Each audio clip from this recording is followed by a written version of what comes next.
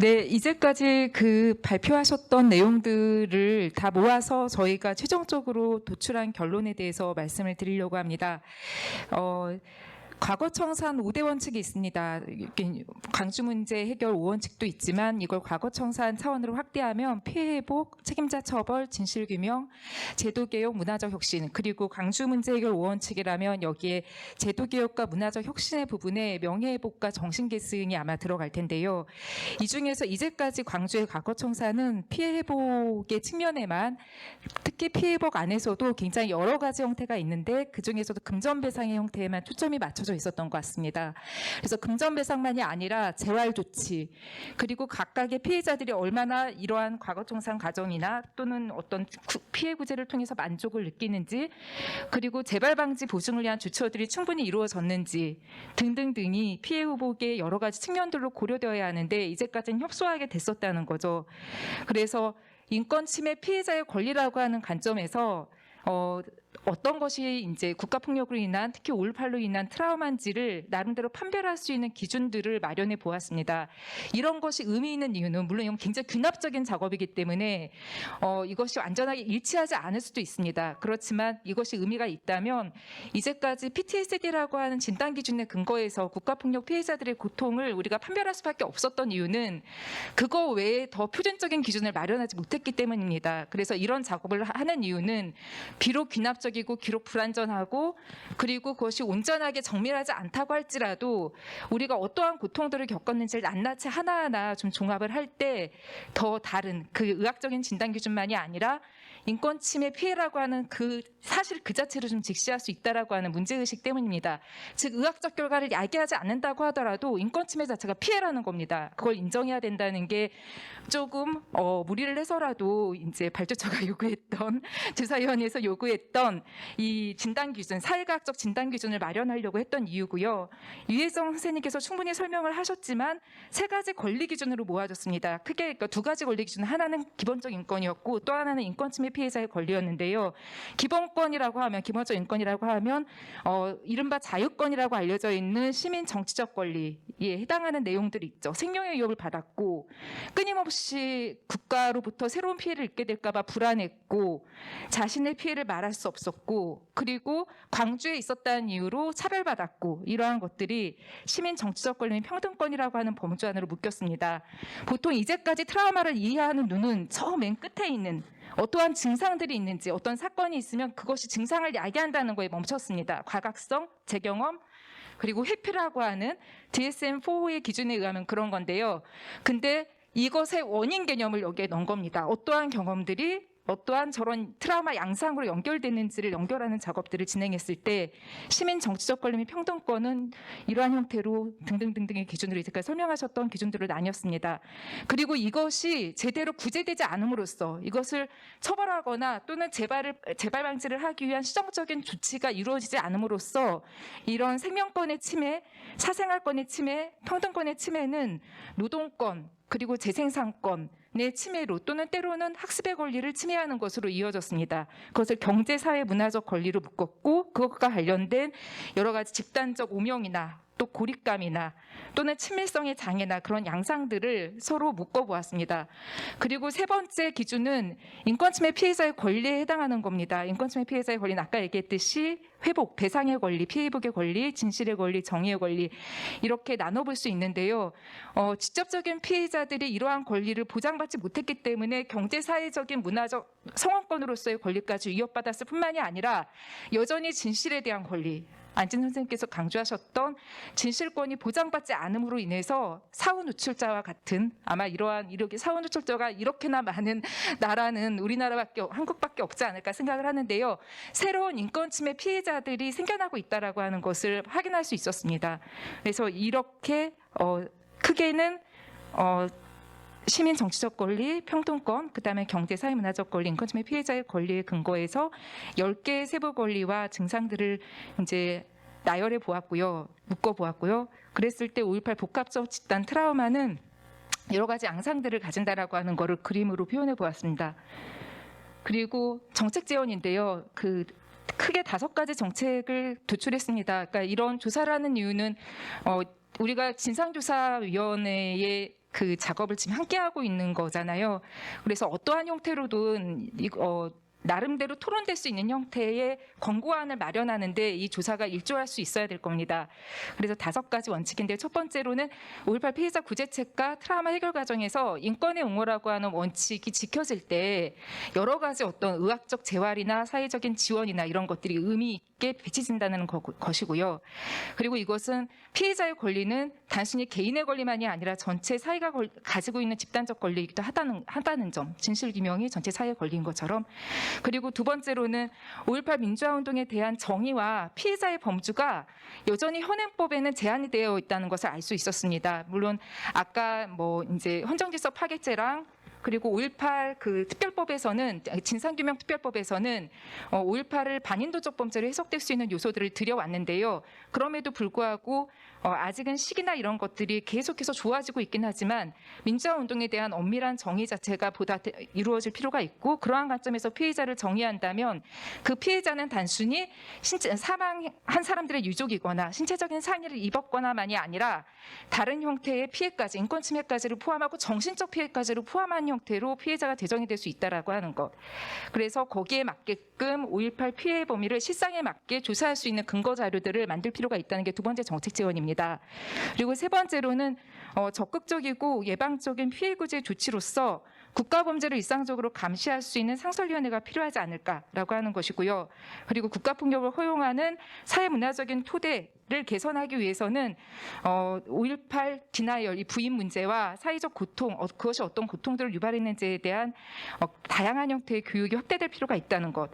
그리고 과거 청사, 이거는 제가 말을 수정하겠습니다. 사건, 보상, 치유 프레임을 넘어서서 개별 피해자 중심의 치유가 아니라 피해자와 사회가 함께하는 사회적인 성원들의 사회적인 지지야말로 결국에는 회복으로 가는 지름길인데, 그 뒷부분은 늘 개별 피해자 중심의 치유를 하다 보니까 강조되지 않는다는 거죠. 그러면서 그럼으로써 계속 의료 모델로 돌아가게 되는데, 피해자 사회 중심의 사회적인 치유 방안을 적극적으로 모색하는 게 중요하고, 모색하려면 국가폭력 트라우마 센터의 자율성과 독립성을 보장하는 것이 필요하다라고 하는 정책 제안을 했습니다. 그리고 가장 중요한 걸 텐데요. 이 조사는 기본적으로 피해와 트라우마 실태 조사를 본격적으로 하기 위한 예비 조사의 성격을 가지고 있었습니다. 그래서 방법론 설계가 주요한 목적이었는데요. 저희 연구에서는 아주 간단한 표본 조사들을 해봤지만 이후에 이런 조사가 끝까지 관철되기 위해서는 보다 본격적인 조사가 이루어질 필요가 있고, 그러니까 이런 기획이 끝까지 관철되기 위해서는 본격적인 조사가 이루어질 필요가 있고, 그 중에서도 저희가 충분히 다루지 못한 이 유가족 1세대 또 중요하지만 2세대와 3세대를 보지 않는다면 이 피해의 재생산 문제를 제대로 볼 수 없다는 생각이 듭니다. 유가족 1세대와 2세대, 그리고 일선 대응인 목격자 집단 안에서도 국가폭력이나 재난의 취약계층, 예컨대 임산부라던가 당시에 굉장히 어린 나이에 그런 굉장히 큰 정신적 사건을 경험했던 고등학생들이라던가 이런 조사가 이루어질 필요가 있지 않나라고 생각을 합니다. 그리고 기존의 피해자 담론에서 주변화되었던 여성, 경찰관, 개헌군 등 국가폭력의 대행자 집단의 트라우마에 대한 후속 조사가 이루어질 필요가 있다는 겁니다. 이런 중간적인 지위에 위치해 있는 사람들은 가해자나 피해자라고 하는 범주로만 잡히지 않습니다. 그래서 대행자라고 하는 표현을 써봤고요. 그랬을 때 피해 실상에 보다 총체적으로 접근할 수 있을 테고요. 그래서 이러한 조사 과정이 멈춤없이 계속해서 지속되는 것이 피해자의 증언을 청취하는 과정 그 자체가 진실규명의 과정일 뿐만이 아니라 다양한 어떤 피해자들의 자력화를 촉진하는 집합적인 피해 구제와 사회적 청산의 방법론이 될 수 있다는 것이 이 보고서의 결론입니다. 네, 여기까지 하겠습니다. 감사합니다. 예, 김명희 교수님께서 정책 제안을 해주셨고요. 그러면은 사회자, 토론자, 그리고 2부 발표자 분들을 다시 모실 수 있도록 하겠습니다. 네.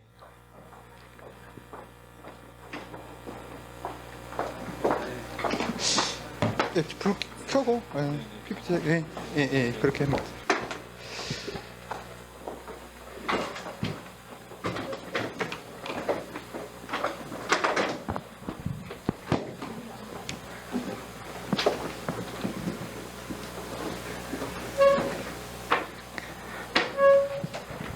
여건상 그 자리가 굉장히 비좁습니다. 예, 양해를 구합니다. 그러면 오늘 그 종합토론회 좌장을 맡아주신 전남대학교 호남학연구원 정명중 교수님을 박수로 모시겠습니다.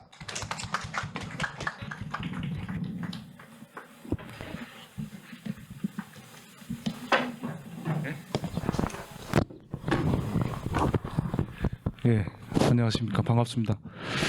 3세션 그 라우드 테이블을 맡은 뭐 좌장이라고 소개를 받았는데 제 역할은 거의 없을 것 같습니다.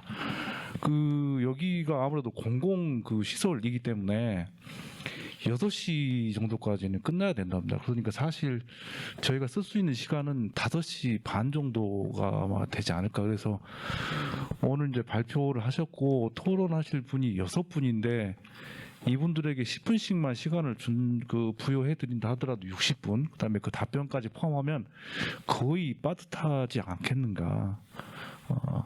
제 욕심 같아서는 오늘 이제 플로어에 많은 분들이 계시기 때문에 질의응답 시간을 가졌으면 좋겠지만 한번 일단 진행을 해보고 나서 판단하도록 하겠습니다. 우선 오늘 6분의 토론자가 계신데요. 먼저 우리 전남대학교 심리학과 명예교수님이신 오수성 선생님의 토론부터 시작하도록 하겠습니다. 시간은 10분 내외로, 그다음에 답변은 5분 내외로 이렇게 하도록 하겠습니다. 예.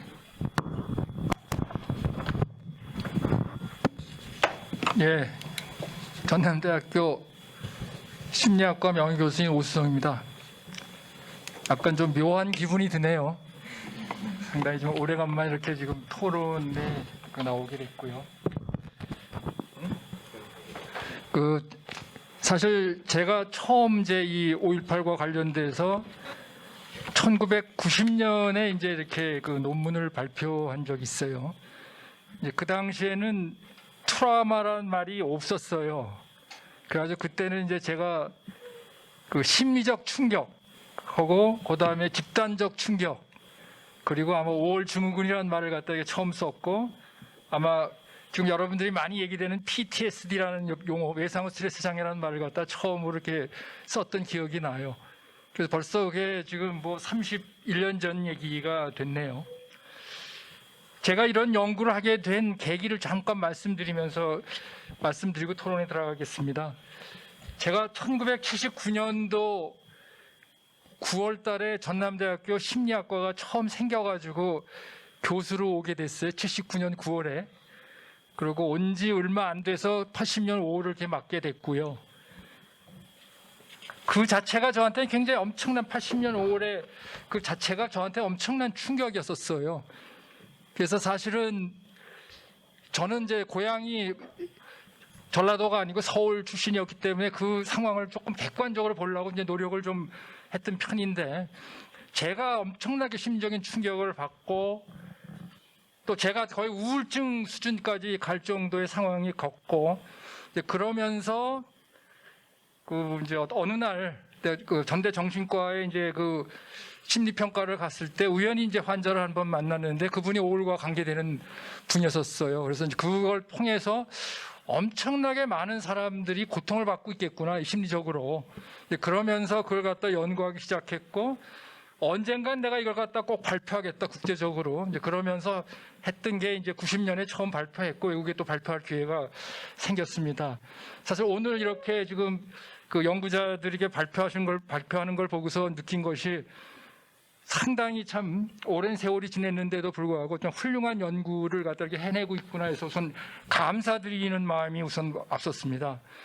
일단 특히 이 다학문적인 어떤 연구를 통해서 같이 뭐 심리학, 사회학, 무슨 인권학 뭐 이런 여러 가지 그 법학 뭐 이런 분들이 해가지고 이런 연구를 했다는 게 굉장히 저는 의미가 있다고 생각을 합니다.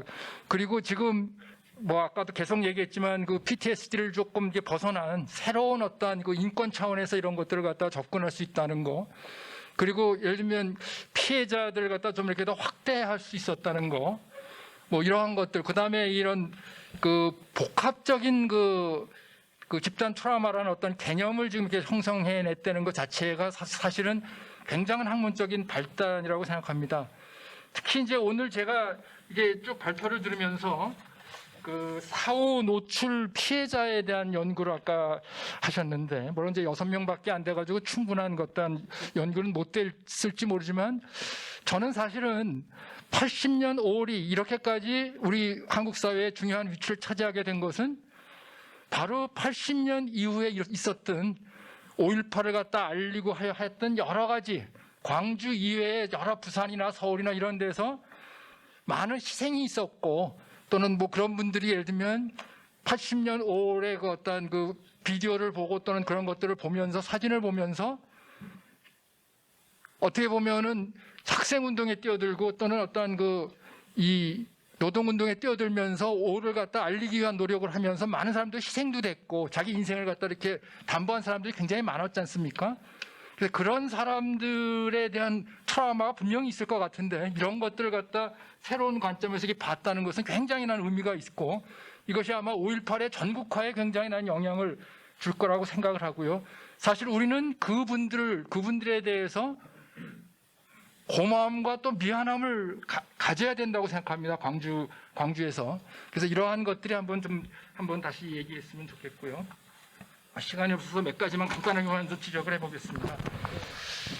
물론 이제 인권 기반 5.18 그 트라우마의 어떤 진단 기준, 굉장히 새로운 시도예요. 그리고 아마 이것이 아마 좀 실험적이라고 보겠는데, 제가 이걸 보면서 느꼈던 걸 하나 말씀드리면은, 사실 이 진단 기준이라는 거는 상당히 명확성이 생명이거든요.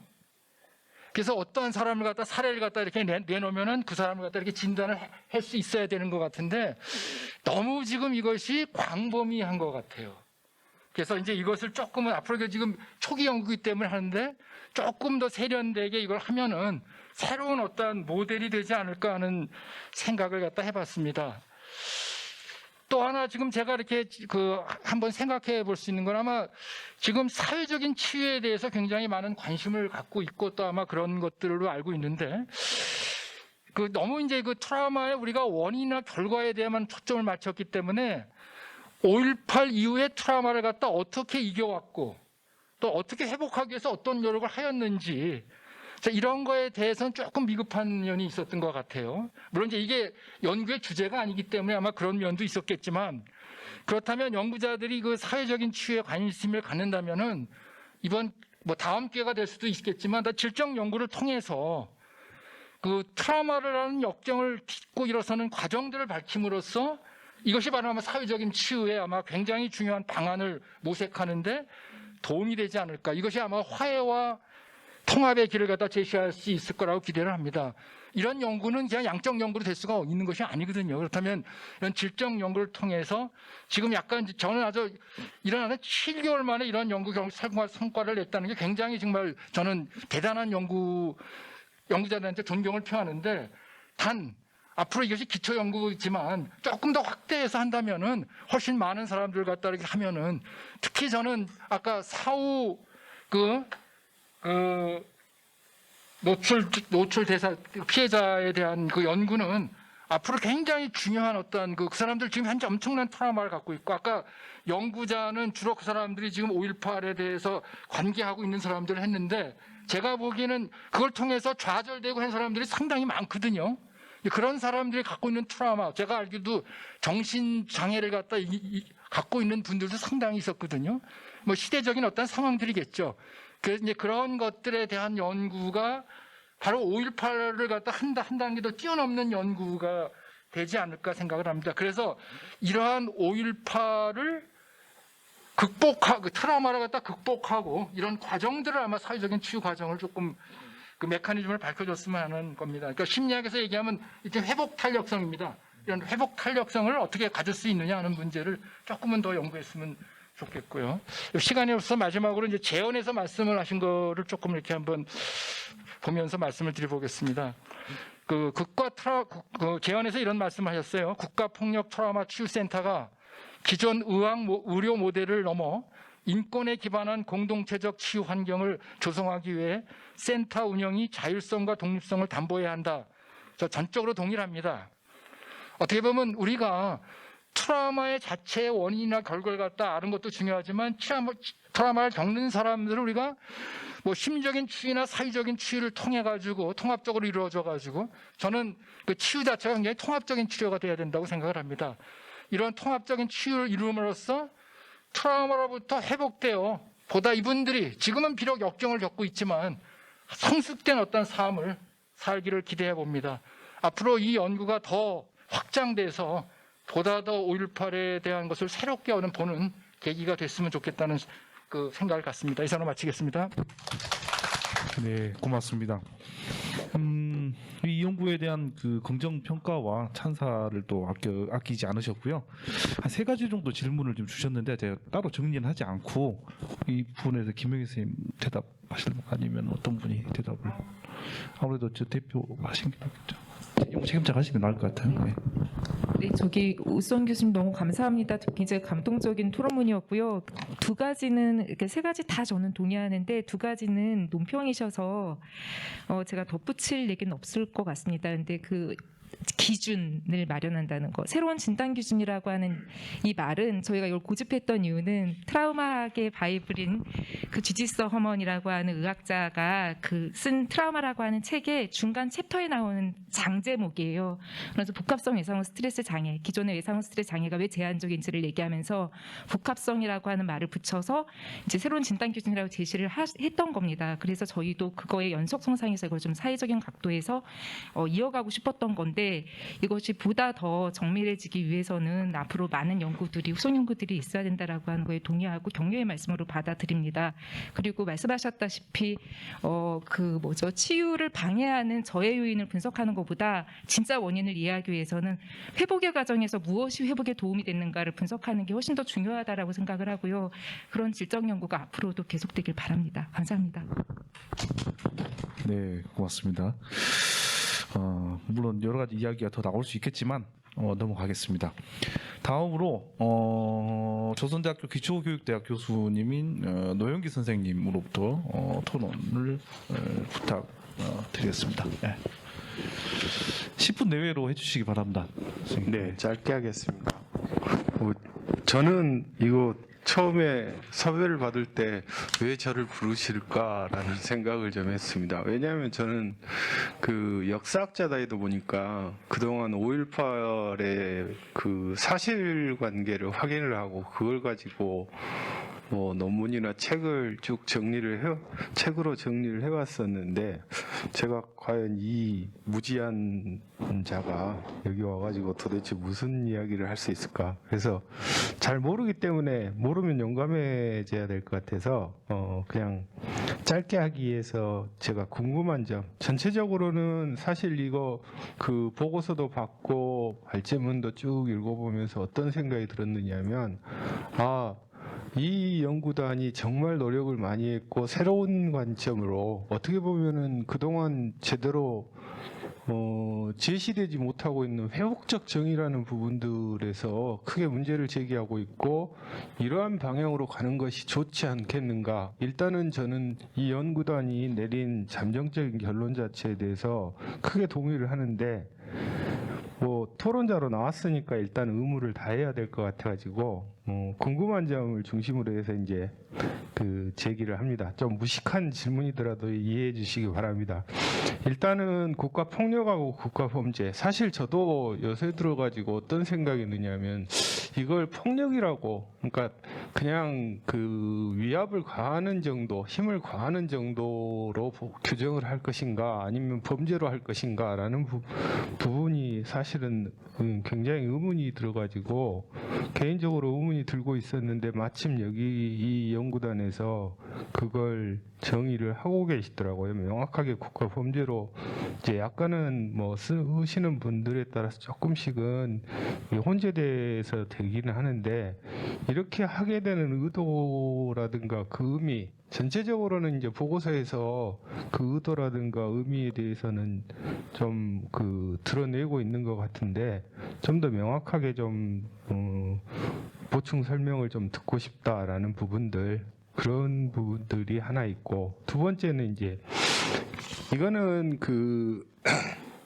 5.18을 해결해 나가는 방법에 있어서의 문제인데 과연 이제 실천적인 부분, 그러니까 그동안 그 홀로코스트로부터, 그러니까 제2차 세계대전에 대한 반성으로부터 인류가 이제 과거사 청산이라든가 그것이 이제 남미라든가 아니면 다른 아시아, 아프리카나 뭐 여러 나라에서 나오는 과거사 문제와 관련되어 가지고 많은 규범들도 만들어지고 기준도 만들어지고 많은 조사도 이루어졌고 위원회도 설치가 되어서 조사 활동을 해가지고 진상 규명도 되고 하고는 있는데, 글쎄요, 저는 조금 의문인 게 과연 이러한 부분들이 피해하고 피해자의 정의 자체가 적용되어 가지고 정확하게 이게 이행되었던 부분들이 과연 있는가라는, 그거는 몰라서 제가 궁금한 부분이에요. 이게 이제 제가 들었던 게 뭐 세계 국제 인권 규범이라든가 이렇게 많이 나오는데도 불구하고 지금까지도 계속 당장의 눈앞에 드러나는 게 2021년 오늘로에 있어서 미얀마 같은 경우 그러한 부분들에 대한 것들도 과연 실천적인 방안들 자체로서 이게 얼마나 작동을 하는지가, 이게 과연 선언적인 정의인지 아니면은 진짜로 실천적인 정의인지에 대한 좀 궁금함들, 이런 부분들이 하나 있습니다.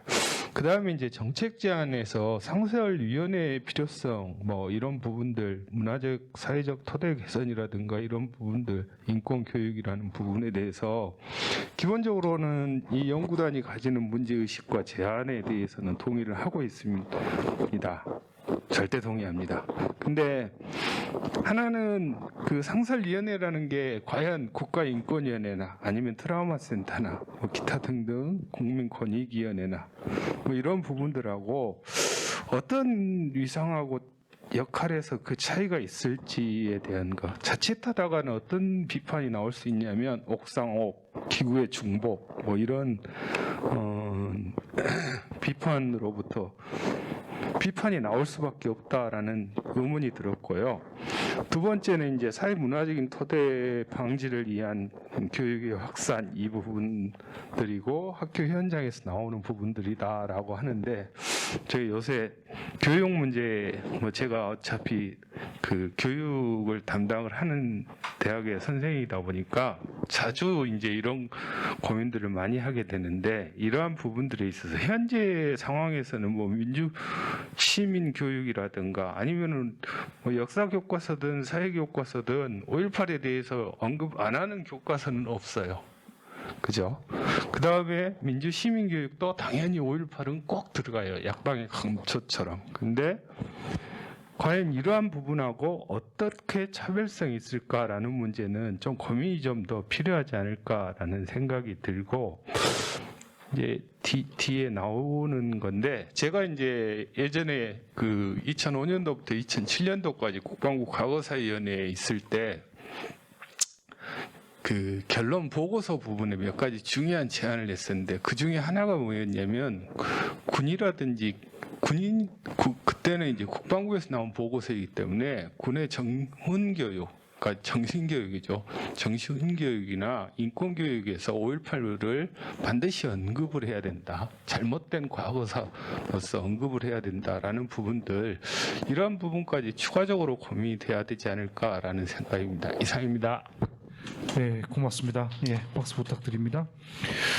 이 연구가 지금 그 집단 트라우마의 뭐 유형, 그다음에 그 기준, 그다음에 연구 방법론에 한정되어 있는 것으로 알고 있습니다만, 여러 가지 문제를 지금 건드리고 있기 때문에 요구사항도 많은 것 같습니다. 그래서 지금 우리 노영 교수님께서도 꽤 많은 그 말씀을 해주셨는데, 뭐 용어에 대한 보충 설명부터, 그다음에 그 상설위원회라든지, 그다음에 그 이 교육 문제까지 광범위한 부분들을 건드려 주셨는데요.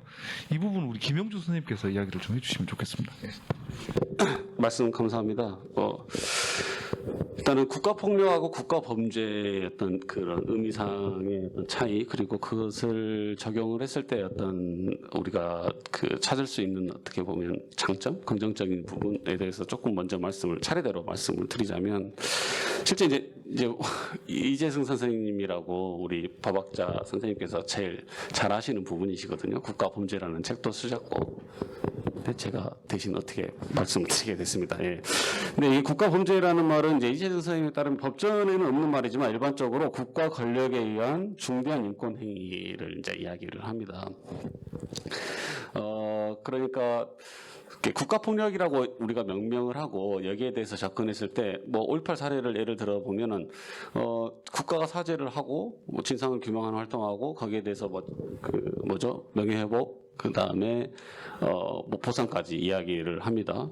그 다음에 지금 현재 용서화해까지 이야기를 하고 있죠. 그런데 국가 범죄라고 이야기를 했을 때에는 좀 더 제가 생각할 때는 더 강제력이 있다. 그 다음에 법률적인 어떤 처벌도 할 수 있다. 그러니까 이제 국제적인 사례에서 사례를 찾아보자면 우리가 흔히 이야기하는 누른베르크 재판, 나치 전범들 재판하는 과정에서 나왔던 인도에 관한 죄나 제노사이드를 이야기할 수 있겠죠. 그러니까 이런 어떤 정말 그 절멸과 어떤 뭐 압살 이런 어떤 국가에 의한 이런 어떤 것을 예를 들면 독일 국가 스스로가 처벌할 수 없다라는 측면 그런 측면에서 국제사회의 어떤 개입할 여지가 굉장히 크고 거기에 따라서 국제사회가 반드시 개입을 해서 여기를 좀 처벌을 해야 되겠다라고 하는 게 그런 사례들이거든요. 근데 실제 그렇다고 하면 국제사회가 그런 처벌을 한 사례가 있냐? 있어요. 예를 들어서 뭐 이런 거죠. 국제 형사재판소가 형사 재판소가 만들어졌거든요. 그래서 지금까지 체포영장을 22건을 발부했고, 뭐 16건을 소추해서 6건이 공판 중이고 7건이 수사하고 있다라는 거죠. 뭐 이를테면 루안다 문제, 유고슬라비아 문제, 지금 현재 아마 저는 미얀마 문제도 기소할 수 있다라고 생각이 들고 체포해서 형을 살리고 있는 그 사람들 이런 건건이 있다라는 거고. 그럼 이거 국제적인 형사사법사의 문제지 우리나라에서 가능한가? 근데 사실 우리나라도 찾아보니까 그렇더라고요. 2007년도에 잠시만요. 국제형사재판소 관할범죄 처벌의 등에 관한 법률이 만들어졌더라고요. 그래서 이에 따라서 저희들도 인도에 관한 죄, 이를테면 뭐 노예화나 절멸, 뭐 구금, 고문, 그다음에 뭐 어떤 강제, 뭐 불임, 뭐 여러 가지 인도에 관한 범죄가 규정되어 있는데 우리나라에서도 그에 따라서 어떤 처벌을 할 수 있게 되어 있습니다. 물론 우리나라에서는 그런 사례는 없습니다. 그래서 이렇게 됐을 때, 그러니까 인도에 관한 죄라고 이렇게 규정을 했을 때 누릴 수 있는 효과 같은 건 그런 것 같아요. 국가 권력이 잘못했어. 그다음에 뭐 책임자를 처벌해야 돼, 배상해야 돼 이런 차원을 넘어서 거기에 마치 나치에 참여했던 협력자들, 그러니까 우리로 치면 군대에서 장교들이나 사병까지는 뭐 하겠지만 어쨌든 이런 이 개개인에 대해서 인도에 관한 죄를 저질렀다라는 것이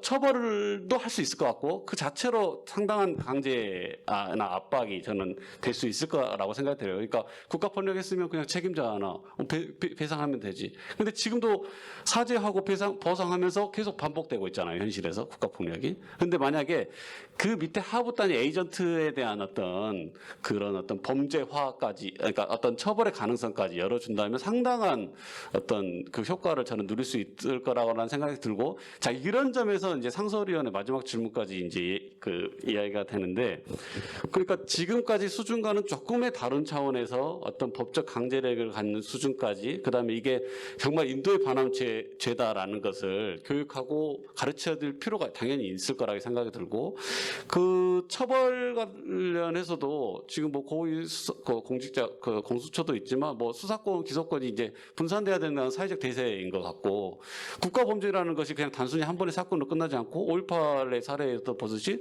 전 사회적으로 아주 오랫동안 영향을 준단 말이죠. 그렇다고 했을 때 고위공직자 비리 문제에 못지않은 그보다 훨씬 더 많은 더 중요성이 있다라고 생각이 들거든요. 그래서 거기에 대해서 전담을 하면서 교육하고 체계적으로 이렇게 좀 이렇게 뭔가 접근할 수 있는 시스템을 위원회라고 저는 표현했지만 만들면 상당한 어떤 반복, 그러니까 기본 고민은 그렇습니다. 왜 끊임없이 이게 반복되는가? 자, 제어할 수 있어야 되는데 어떻게 해야 될까?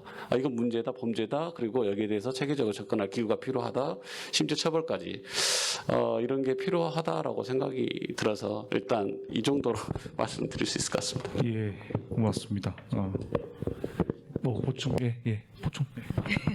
그 실제로 적용되고 있는 사례가 있느냐라고 얘기하셨잖아요. 그건 그러니까 선언적인 수준이냐 아니면 이게 실제로 국제사회에서 통용되는 기준이냐라고 하는 질문에 대해서는 두 번째가 당연히 맞고요. 이거는 경성법이 아니라 이제 연성법이라고 보통 얘기하는 소프트 로우에 해당하는 개념들이잖아요. 인권침해 피해자의 권리는.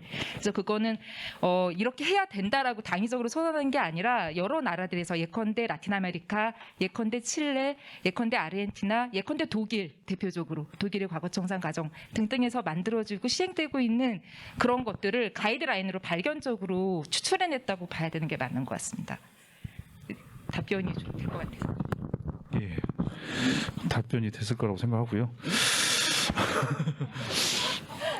진행하겠습니다. 저는 마음이 급해가지고 지금. 그렇죠. 예. 다음은 우리 5.18 기념재단 상임이사이신 조진태 선생님으로부터 토론을 듣도록 하겠습니다. 네. 10분 내로 해주시기 바랍니다. 빨리 해야 되겠죠. 예, 빨리 해야 됩니다. 예. 그래도 할 소리는 해야 되겠어요. 그 26년 만화 여러분 아실 텐데요. 영화 보셨죠? 저는 그 김명희 선생님 그 26년 그 만화를 분석한 캐릭터를 분석한 그 속에서 이제 복수의 문제를 굉장히 상세히 다뤘던, 읽었던, 그래서 5.18이 추상과 관념이 아니라 이제 실물감 있게 가해자 문제와 피해자 문제를 생각했던 그런 기억이 났습니다. 그러면서 이 주신 자료집 보고 여러 가지 많은 생각을 확장하게 된 그런 기회도 됐고요. 머리도 많이 아팠어요. 제 토론문 그냥 읽겠습니다. 빨리. 제목은 복합적 집단 트라우마 5.18의 사회적 치유와 이행기 정의를 위하여라고 붙여봤고요. 앞부분은 이렇습니다. 5.18 기념재단 아까 발표자도 있고 그다음에 오수정 선생님 직접 수행한 연구도 있는데 이런 그 과정 속에서 실은 광주시가 정신건강보건센터 열면서 이걸 광주 트라우마 센터로 보건복지부 프로젝트 사업을 확보를 해서 시작했었습니다. 이제 매우 더디지만 그런 과정을 통해서 하나하나 이 5.18 정신적 치유 문제도 접근해 왔다는 점을 말씀을 드리고요. 또 하나 덧붙이면 과거 청산 특히 이행기 정의 관점에서 회복 정의를 많이 이야기하고 있지만 우리는 개인의 정신적 심리적 치유가 어떻게 공동체적 사회적 치유와 함께 병행해서 돼야 되는지에 대해서는 거의 도외시해 왔다는 점을 매우 구체적이고 문제제기 하고 있다는 점을 저는 적극적으로 동의를 하고 큰 의미가 있다고 봅니다. 첫 번째 이야기인데요. 보고서를 쭉 따라 읽으면서 들었던 문제의식 중심으로 제가 적어봤습니다. 복합적 집단 트라우마 개념은 전라도 오명과 낙인이라는 문화적 트라우마와 직결되는 연결교류 개념으로 받아들여집니다. 80년 5월 이후 전라도 사람들은 위 연구 여러 사례들에서 밝혀졌다시피 배제와 박탈, 소외와 차별에 시달렸습니다. 출신지를 밝히지 못할 뿐만 아니라 본적을 옮기거나 자신을 철저히 은폐함으로써 생존의 방법을 강구해야 했습니다. 폭도와 빨갱이 낙인은 개인의 실존적 한계를 규정지었고 함께 어울려 살 수 없는 배제된 존재였습니다. 2중 3중의 사회문화적 트라우마와 실체입니다. 5.18 관련 허위사실 유포를 처벌하기 위한 법적 잔치를 간절하게 원했던 호남민과 5.18 피해 희생자들의 문화심리적 동기이기도 할 것입니다. 국가기념식은 국민적 지지의 한 방편이고 대통령의 위로는 국민적 위로로서 사회적 지위의 한 방편이라는 생각입니다. 다른 한편 국가기념식이 노래를 놓고 벌인 이전 정권의 행태는 트라우마의 재생산이자 고통의 재소환이었다는 점을 환기할 필요가 있겠습니다. 두 번째로입니다. 피해 희생자의 재유형화의 프레임은 목격자와 일선 대응인 목격자를 단순한 복합 집단 트라우마의 치유 대상으로만 위치하지 않고 광주 시민 모두가 5.18이다 라고 하는 그런 적극적 참여 주체의 위상을 재확인해주는 프레임과 직결된다고 느꼈습니다. 광주 시민들에게는 피해 보상과 관련해서 반복되고 반목하고 냉소하는 흐름이 있습니다. 항쟁 참여의 정도를 스스로는 물론 이웃들의 상황을 구체적으로 가늠하고 있는 시민들로서는 항쟁의 집단성과 공동체성을 무엇보다 우선하고자 하는 정의적 관점이 있으면서도 부끄러움과 죄책감으로 자신의 행위를 재단하고 감추려는 심리에 충실하여 보상을 회피한 경우도 있기 때문입니다. 피해 희생자 참여자 재유형화는 5.18의 절대 공동체성을 구체적으로 확인하는 일이기도 하면서 나아가서 그것을 사회적 명명 가치와 정신을 재구성하는 일은 이후 기념사업에서 매우 중요한 위치에 있다고 생각을 해봤습니다. 세 번째입니다. 최근 헌법재판소는 5.18 보상의 정신적 피해에 대해 보상법의 위헌성을 판결하였습니다. 복합적 집단적 트라우마 연구 방문론의 제기는 피해 희생자들의 정신적 보상을 위한 중요한 이론적 환기로 여겨집니다. 개인의 정신적 피해와 가족의 피해를 막론한 정신적 피해 보상의 관점은 개인의 회복을 넘어 공동체의 화합을 위한 밑거름이 될 것입니다. 피해자 유형의 세심한 재분류와 배상 관계는 물론 다른 측면에서 고쳐야 한다는 것은 분명합니다.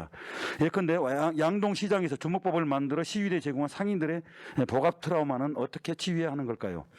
어떻게 정신적 심리적 피해에 대해서 배상해야 할까요?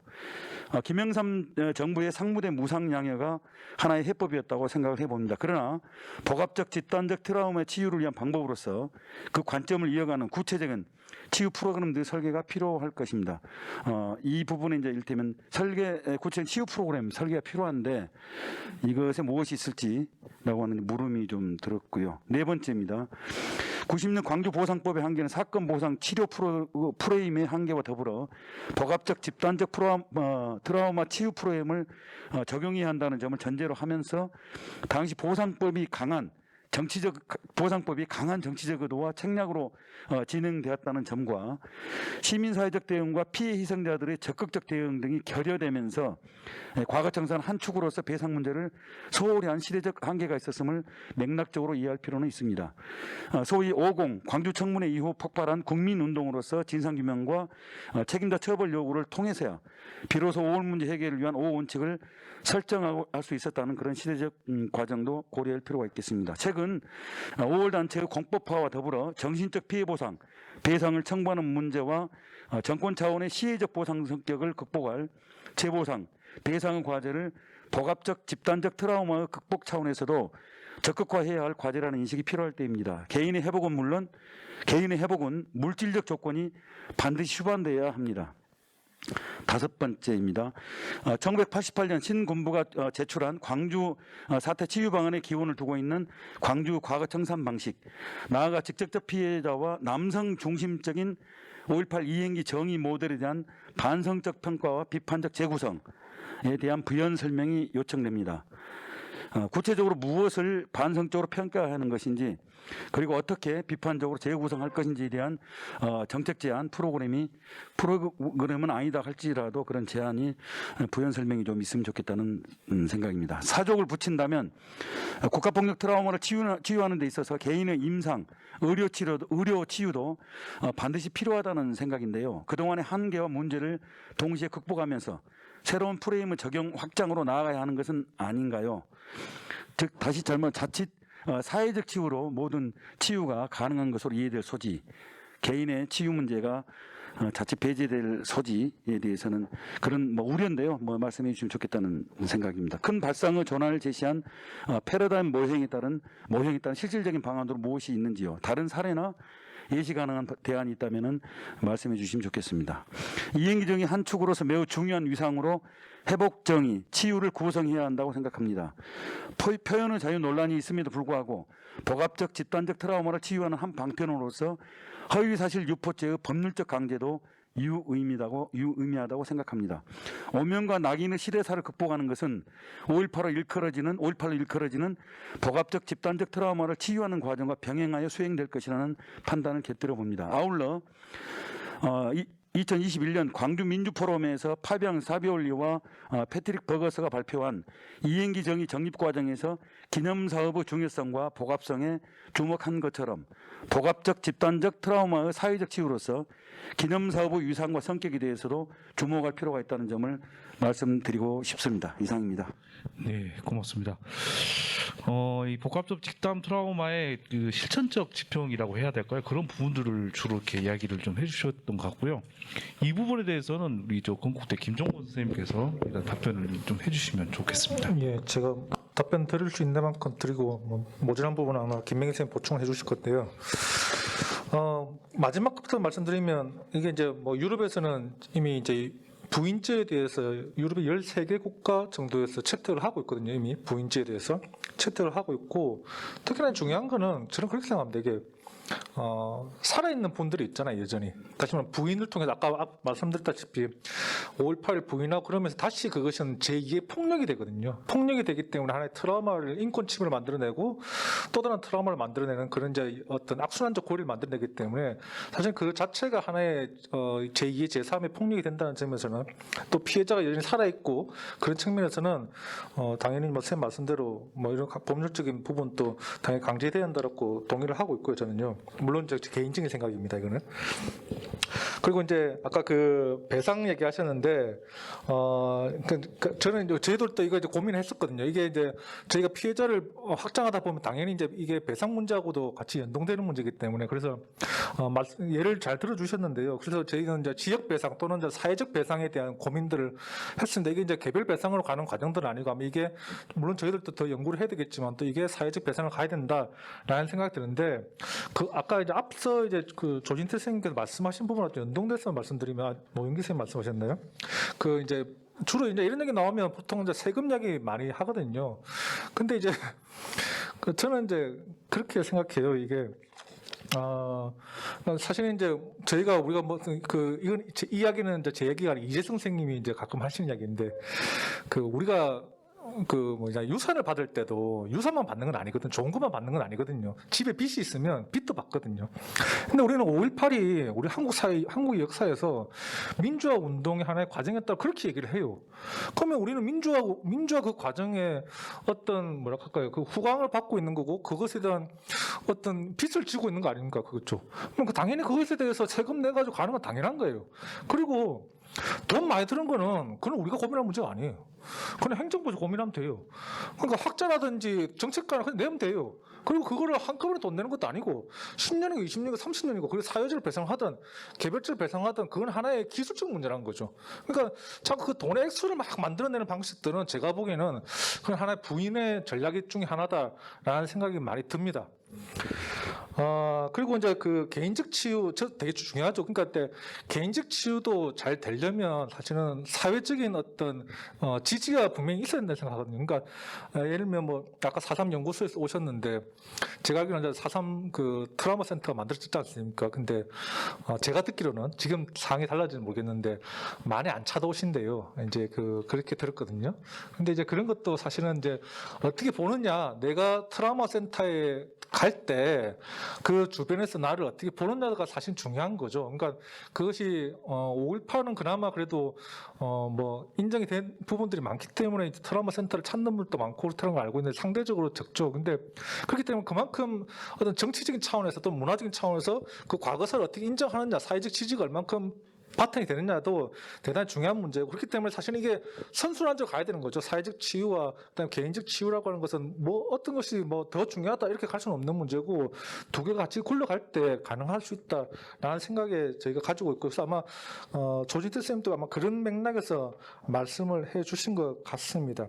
예, 저는 뭐 이 정도 말씀드릴 수 있을 것 같아요. 예, 고맙습니다. 문책님. 그 5번은 제가 답변할 수밖에 없을 것 같아서 5번의 그 직접적 피해자와 남성 중심적인 5.18 이행기적인 모델에 대한 반성적 평가, 비판적 재구성이 필요하다면 이게 무슨 말인지 이 부분은 그러니까 직접적 피해자로 정의됐던 사람들이 거듭 말씀드렸지만 상위잖아요. 폭력의 가시성, 그 다음에 부상을 입었느냐 안 입었느냐, 죽었느냐 안 죽었느냐. 근데 이런 걸로 포착되지 않는 정신적인 피해까지를 포함해야 된다는 게 기본적이고요.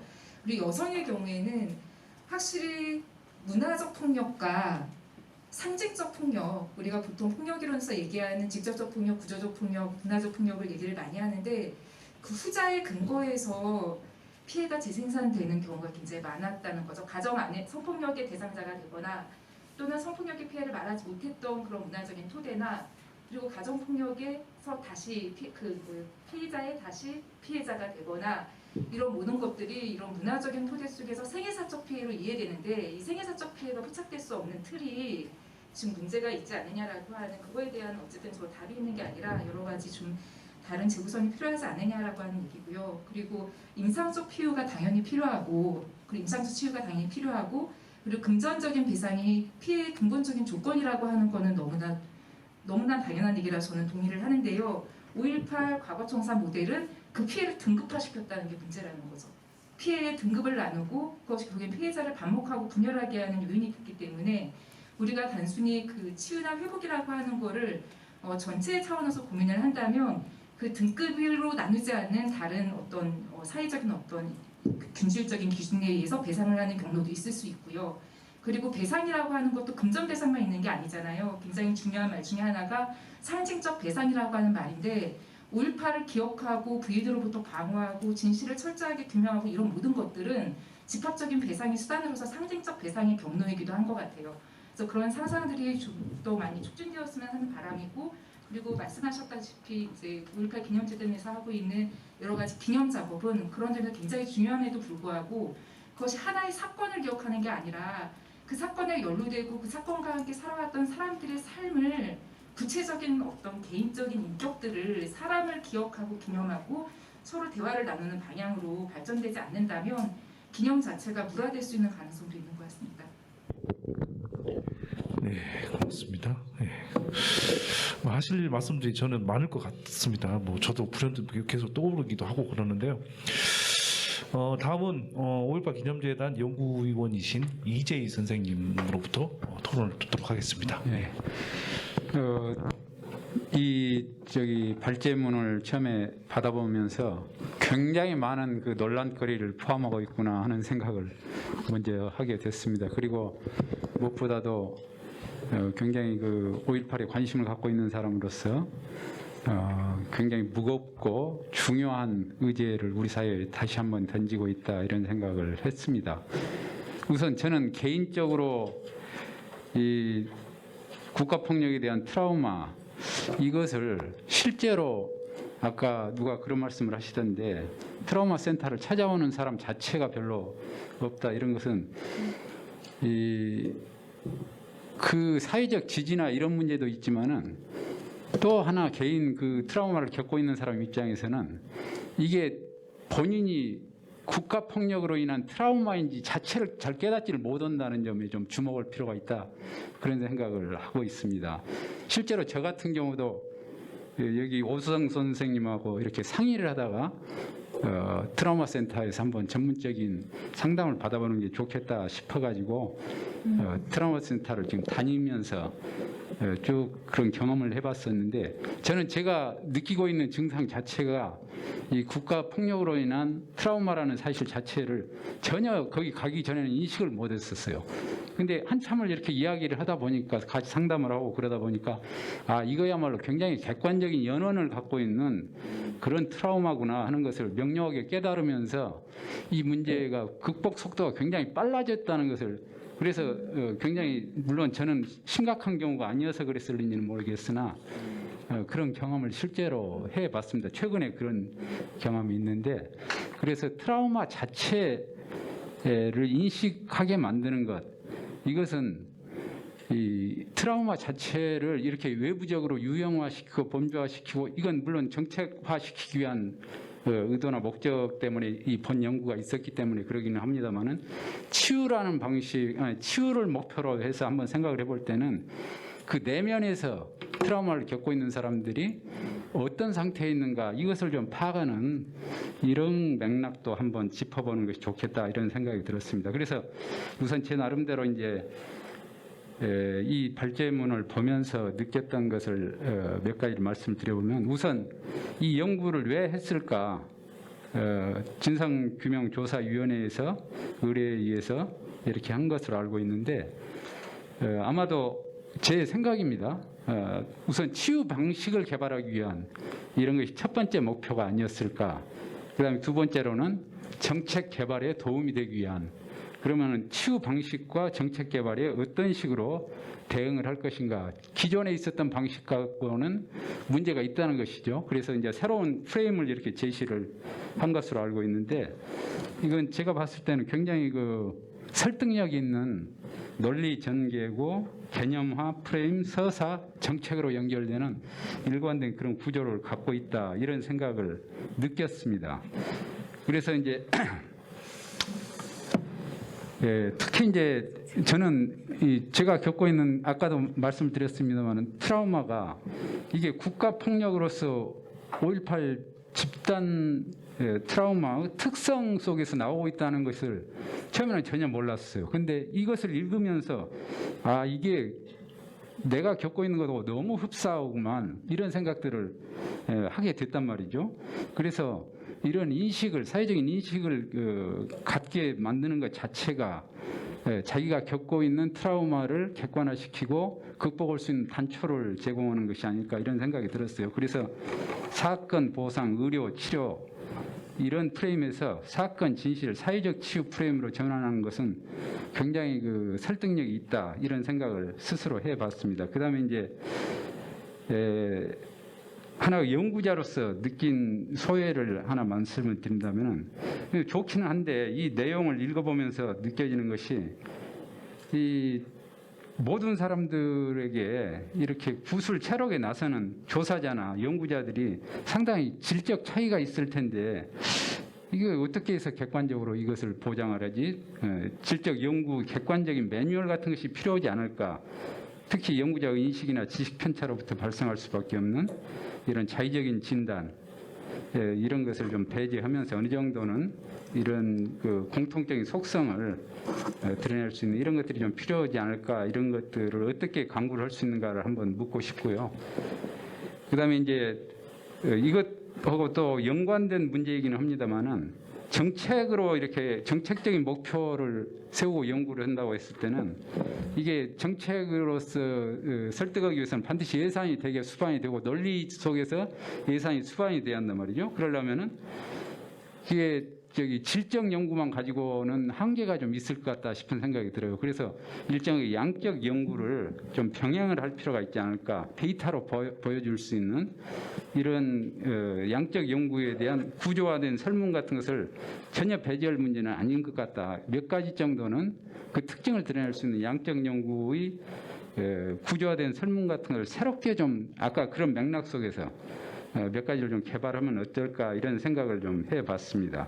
그래야 아마 국회나 정부를 설득하는 데 상당히 효율적이지 않을까 이런 생각이 들었고요. 그다음에 이제 여기 제가 이제 제가 개인적으로 겪는 아까 그런 것 속에서 하나 행위 주체인 심리 상태를 보는 여러 가지 시각이 있겠지만은 한 세 가지 정도로 제가 겪은 5.18에 대해서 한번 말씀을 드려본다면은 아마 심리 상태 속에서는 5.18에서 최후까지 시민군의 도청 사수 상황, 저항 이코르 죽음이라는 극단적인 상황이었단 말이죠. 그래서 이제 다 그 자리에서 지키고 5.18의 그것을 지키려고 이렇게 했던 사람들은 죽음을 어느 정도 각오했거나 혹은 죽을지도 모른다는 이런 생각을 했었을 거란 말이죠. 그래가지고 집단적으로 거기서 같이 이렇게 그 자리에 남게 된단 말입니다. 그런데 막상 이제 죽음의 순간이 이렇게 다가오면은 이건 전체가 같이 죽거나 전체가 같이 살거나 이런 문제가 아니잖아요. 죽는 것은 혼자 죽는단 말이죠. 그렇기 때문에 굉장히 절실하게 절박하게 죽음을 가상적인 살아있는 사람의 경우는 가상적으로 체험할 수밖에 없고 그래서 운이 좋게 그 자리에서 살아났던 사람일 경우 어떤 상태가 되냐면은 내가 어차피 한번 그 상황에서 죽어버렸다 이런 생각을 갖게 된다는 것이죠. 그래서 설령 그 자리에서 죽지 않았더라도 나는 죽음을 한번 추체험을 할 수밖에 없는 그래서 그 다음의 생에 대해서는 전혀 의미가 좀 달라진 것 같아요. 제 경우 같은 경우가 그런 느낌을 받았었습니다. 그래서 이게 이제 굉장히 저는 몰랐는데 이게 강한 트라우마였어요. 말하자면 일상에 대한 관심들이 별로 없어져 버리는 겁니다. 그리고 원인도 모르게 이렇게 악몽을 계속 꾸거나 그런 고통을 겪으면서 계속 땀을 흘리거나 이런 것들이 계속 반복이 되는 거예요. 그래서 이거 전혀 몰랐었는데 이걸 보면서 이제 그걸 알게 됐다는 것이죠. 그러면서 또 하나 양상은 회피나 도피 그래서 자기가 이제 생명을 유지하는 이런 것인데 이건 이제 살아있는 사람의 죄책감 이런 것으로서 많은 사람들이 공감하고 있는 내면일 겁니다.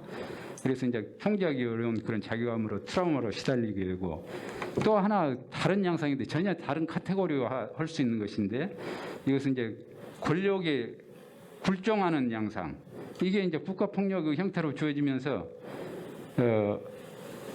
어쩔 수 없이 나는 그 상황에서 그럴 수밖에 없었다 하면서 강요된 자기 합리화 같은 것들이 깔려 있는 겁니다. 그게 대개 이제 어떤 사람들의 경우가 그러냐면 관료들이었거나 그때 말하자면 폭력의 에이전트들, 대리인들 이런 사람들 중에 직접 지시한 사람이 아닌 수행했던 사람들한테서 나타나는 일반적인 그런 이 사람들이 겪는 트라우마도 또 굉장하다는 생각이 들었습니다. 그래서 이런 것도 같이 트라우마와 범주 속에서 같이 포함을 시켜서 해결할 수 있는 방안들을 좀 찾아보면 좋겠다 이런 생각을 해봤습니다.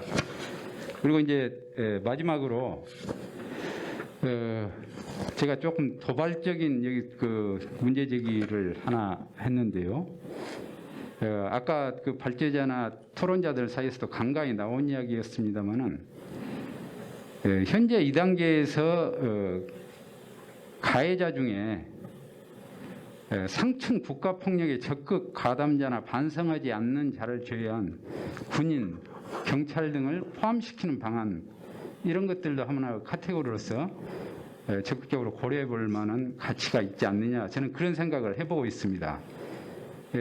우선 이제 이 사람들은 국가폭력 실행자이긴 할 수 있지만 도구로서 주로 이용됐다는 측면이 강하다는 것이죠. 그런데 그 사람들이 당시에 위에서 시킨 것을 거부하기는 굉장히 어려운 상태였다. 선택의 매우 좁았기 때문에 그리고 강제로 동원됐을 가능성도 있고 그렇기 때문에 이런 사람들에 대해서도 한번 고민을 해봐야 한다 이런 생각이 좀 들고요. 이거 실제로 이 사람들 중에서는 제가 작년에 썼던 책 중에 하나가 그 경찰국장 안병아, 전남도경국장 안병아 이런 사람들을 보면서 그 상황에서 어떤 명령과 지시를 거부한다는 것이 너무 어렵고 또 실제로 이 사람이 그 한마디 때문에 그 행동 때문에 겪었던 고통이나 이런 것은 5.18 당사자가 겪었던 고통보다도 이중의 고통을 겪고 있었구나 하는 것을 저는 그걸 느꼈습니다. 왜냐하면은 5.18 당사자는 그 자체로서 사회적인 이제 나중에 그 인정 같은 것들이 주어지기 때문에 그런 대로 개인적인 문제로서 강한 트라우마는 좀 있을지 모르지만은 크게 사회적인 그런 것들은 좀 약화됐단 말이죠. 왜곡 문제를 뺀다면은. 근데 이 사람들은 당시에도 그런 고통을 겪었지만은 딱 지나고 나서 계속해서 그 집단으로서 분류가 되면서 자기들이 그 범주 속에 포함이 되면서 또 역사적인 평가가 달라져 버리니까 이제 밖에다 내놓고 이야기도 못하는 이제 이런 상황들이 돼가지고 그 가족들이 겪는 고통도 굉장히 크더라. 그래서 이제 제 생각은 이 사람들 전체적으로 그럴 필요는 없을 것 같고 반성이 전제로 돼야 한다라는 생각이 됩니다. 그러기 위해서는 우선 이제 몇 가지 해결해야 할 선제적인 조건이 있다고 생각했는데 국가 권력이 이런 사람들을 보호할 가치가 있는가 하는 문제와 피해자들이 얼마나 용인할 수 있느냐 이런 문제들이 먼저 선행돼서 해결돼야 한다고 봅니다.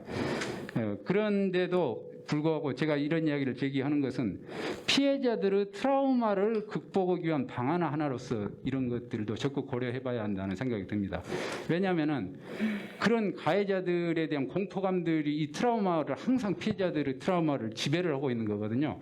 근데 이 사람들이 반성하는 모습을 보이고 그 사람들하고 같이 대화를 함으로써 이 문제가 치유될 수 있다면 훨씬 다른 차원의 말하자면 사회적인 안정감이나 자기 심리 상태로부터 저 사람들이 드디어 반성을 하고 있구나. 앞으로는 저런 일들이 좀 없겠구나. 그런 안정감 같은 게 들면서 좀 궁극적으로 극복되어 나갈 수 있는 이런 패턴을 보이지 않을까. 저는 그런 생각을 해봤습니다. 이상입니다. 네, 고맙습니다. 박수 부탁드립니다. 연구 방법론에 대한 문제부터 피해자 유형에 관한 문제까지 방법에 대한 말씀을 해주셨는데요. 이 답변은 지금 책임자께서 하시는 네, 제가 해야 될 것 같습니다. 이재현 선생님 너무 좋은 토론 감사드리고요. 이재현 선생님께서 본인 선생님의 포지션을 밝히셨기 때문에 저도 제 포지션을 전체 피해자 유형 중에 어디에 있는지 밝히자면 저는 전형적인 사후 노출자입니다. 아주 어렸을 때 그 5.18 비디오를 보고 사진을 보고 나서 해피름에 이제 그날 그 내려왔는데 1층으로 내려왔는데 저희 어머니가 추어탕을 끓이고 계셨습니다. 근데 추어탕이 이렇게 막 팔딱팔딱 숨쉬는 생명들이 있는 그 장면을 보면서 희생당한 사람들이 그 추억 미꾸라지에 투영이 돼서 제가 지금까지도 추어탕을 유일하게 먹지 못하는 완벽한 제가 유일한 약점이 있다면 추어탕을 먹지 못하는 단점을 가지고 있는데요. 그래서 선생님의 책을 선생님께서 작업하셨던 너머너머를 보면서 굉장히 제 인생의 방향을 좀 전환시켰던 사람으로서 더 의미 있는 저한테는 그런 토론입니다. 그래서 방법론 관련해서 제가 먼저 답변을 드리면 비판적 방법론적 다원주의라고 저희 방법론을 설명을 했었습니다. 그 이전에 가설 연역적인 방법에 의해서 그러니까 DSM에 의해서 어떤 증상들을 끼워 맞추는 그런 방법이 실증주의적인 방법론이라면 연구의 패러다임에서 저희가 지향하는 방법론은 비판적 방법론적 다원주의다. 근데 비판적이라고 하는 것은 우리가 보려고 하는 대상에 맞는 방법을 쓰고 있는지 성찰적이라고 하는 뜻을 담고 있습니다. 그리고 방법론적 다원주의라고 하는 말은 그냥 조사 방법론을 아시는 분이라면 다 아시겠지만 혼합 방법 얘기거든요. 혼합 방법은 전통적으로 양적 연구와 질적 연구를 혼합하는 방법을 얘기하는데요. 저희는 그거를 양과 질로 이분법적으로 나누지 않고 우리가 보려고 하는 연구 문제에 충실하게 얼마든지 유연하게 방법을 결합시킬 수 있다라고 하는 전제를 깔고 공간을 열어두기 위한 일종의 개념적인 장치였었습니다. 그래서 만약에 이후에 후속 조사가 이루어진다면 외연, 심층과 외연이죠. 어떤 발생적 과정을 거쳐서 트라우마가 재생산됐는지 이게 어떤 생애사적 방법론이 필요했던 이유라면 우리 김성훈 선생님께서 박사 논문을 근거이론에 입각해서 쓰셨습니다. 그 근거이론은 질적연구 방법의 한 형태이지만 국가폭력 피해자들의 피해 양상을 유용화하기 굉장히 좋은 방법론이었고요. 그래서 저희 연구에서는 근거이론과 생애사 방법론을 결합을 했었다면 이후에 저희가 만들었던 진단 기준이나 또는 이것을 보완하는 차원에서 얼마든지 저는 여러 가지 유연한 방법들이 필요하다면 양적 방법도 결합될 수 있다고 저는 생각을 하고 있습니다. 근데 이런 것들이 연역적으로가 아니라 정말 물어보고 들여다보고 발견적인 차원에서 이루어진다면 충분히 의미 있는 작업이라고 생각을 하는 걸로 답변을 해야 될 것 같고요. 그리고 질적연구 방법론에서 편차가 생기는 문제, 이것은 사실 질적연구 방법론에서 굉장히 유명한 얘기인데 그 질적연구는 연구자가 도구라고 연구자의 통찰, 연구자의 성찰성, 그다음에 연구자의 어떤 굉장히 어떤 경험적인 역량 이런 것들이 같은 현상을 다르게 보게 하기 때문에 그 말이 통용되는 얘기거든요. 그래서 편차가 발생할 수밖에 없고 그래서 보다 좀 표준화된 매뉴얼이 만들어지는 거에도 저는 동의를 합니다만 이런 이제 굉장히 복잡한 이런 그 이제까지 이제 처음 제안되고 있는 개념들인데 이것을 하나의 방법론으로 고정시키는 건 좀 문제가 있다고 봅니다. 그래서 가장 좋은 방법은 저희가 이렇게 되게 피곤함에도 불구하고 7개월 동안 정말 사실 거의 다른 일을 못하고 헌신적으로 공동연구 선생님께서 이 작업에 매진을 하셨었는데 여기에서 끝낼 수도 있었는데 끝내지 않았던 이유랑 연관되는 것 같아서 말씀을 드린다면 작은 발견이라고 하더라도 그것이 사회적으로 토론되고 공유되는 것 이것은 그냥 이론적으로 하나씩 좀 그 진전해가는 과정이기도 한 것 같아요. 그래서 어떤 문제가 해명이 되고 뭐를 하나 발견한다면 그거에 입각해서 그걸 무시하지 않고 한 발 한 발 더 나가는 이런 이론적인 발견 작업들 또는 경험적인 발견 작업들이 여러 표준화보다 더 중요하지 않을까라고 생각을 하고요. 그리고 당연히 가해자에 대해서는 저도 이제 학생들이랑 그런 토론들을 하는데요. 얼마 전에 최병문 선생님을 5.18 조사위원회에서 개헌군으로 참여하셨던 최병문 선생님을 중심으로 한 다큐를 방영한 적이 있었습니다. 그걸 이제 학생들이랑 같이 보고 어떻게 하면은 가해자의 말하기를 지원할 수 있는지에 대해서 굉장히 토론을 많이 했었거든요. 그런 차원에서 그러니까 가해자에게 트라우마가 있다. 이게 뭐예요? 그 우리 DSM처럼 과각성, 재경험, 회피만이 아니라 내가 어떤 일을 저질렀는지 해명할 수 없다는 거, 해명할 수 있는 언어가 없다는 거. 그리고 보시면 아시겠지만 차출되셨잖아요. 최병문 선생님 차출되신 분이거든요. 말단에 있었다는 거죠. 그 명령체계에. 그런 여러 가지 가해자 유형 중에서도 어떠한 위치 속에 있는지 그런 유형들을 변별하는 작업이 중요할 거라고 저는 생각을 하고 있고요.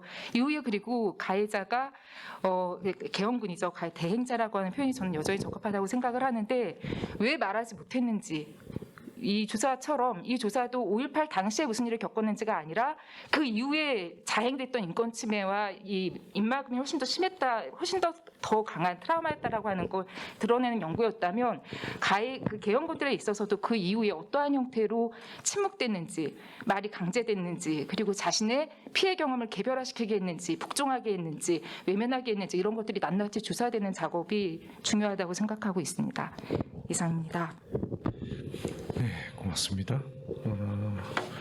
다음은 우리 전남대학교 5.18 연구소 전임연구원이신 박경섭 선생님의 토론을 들어보도록 하겠습니다. 네, 소개받은 박경섭이라고 합니다.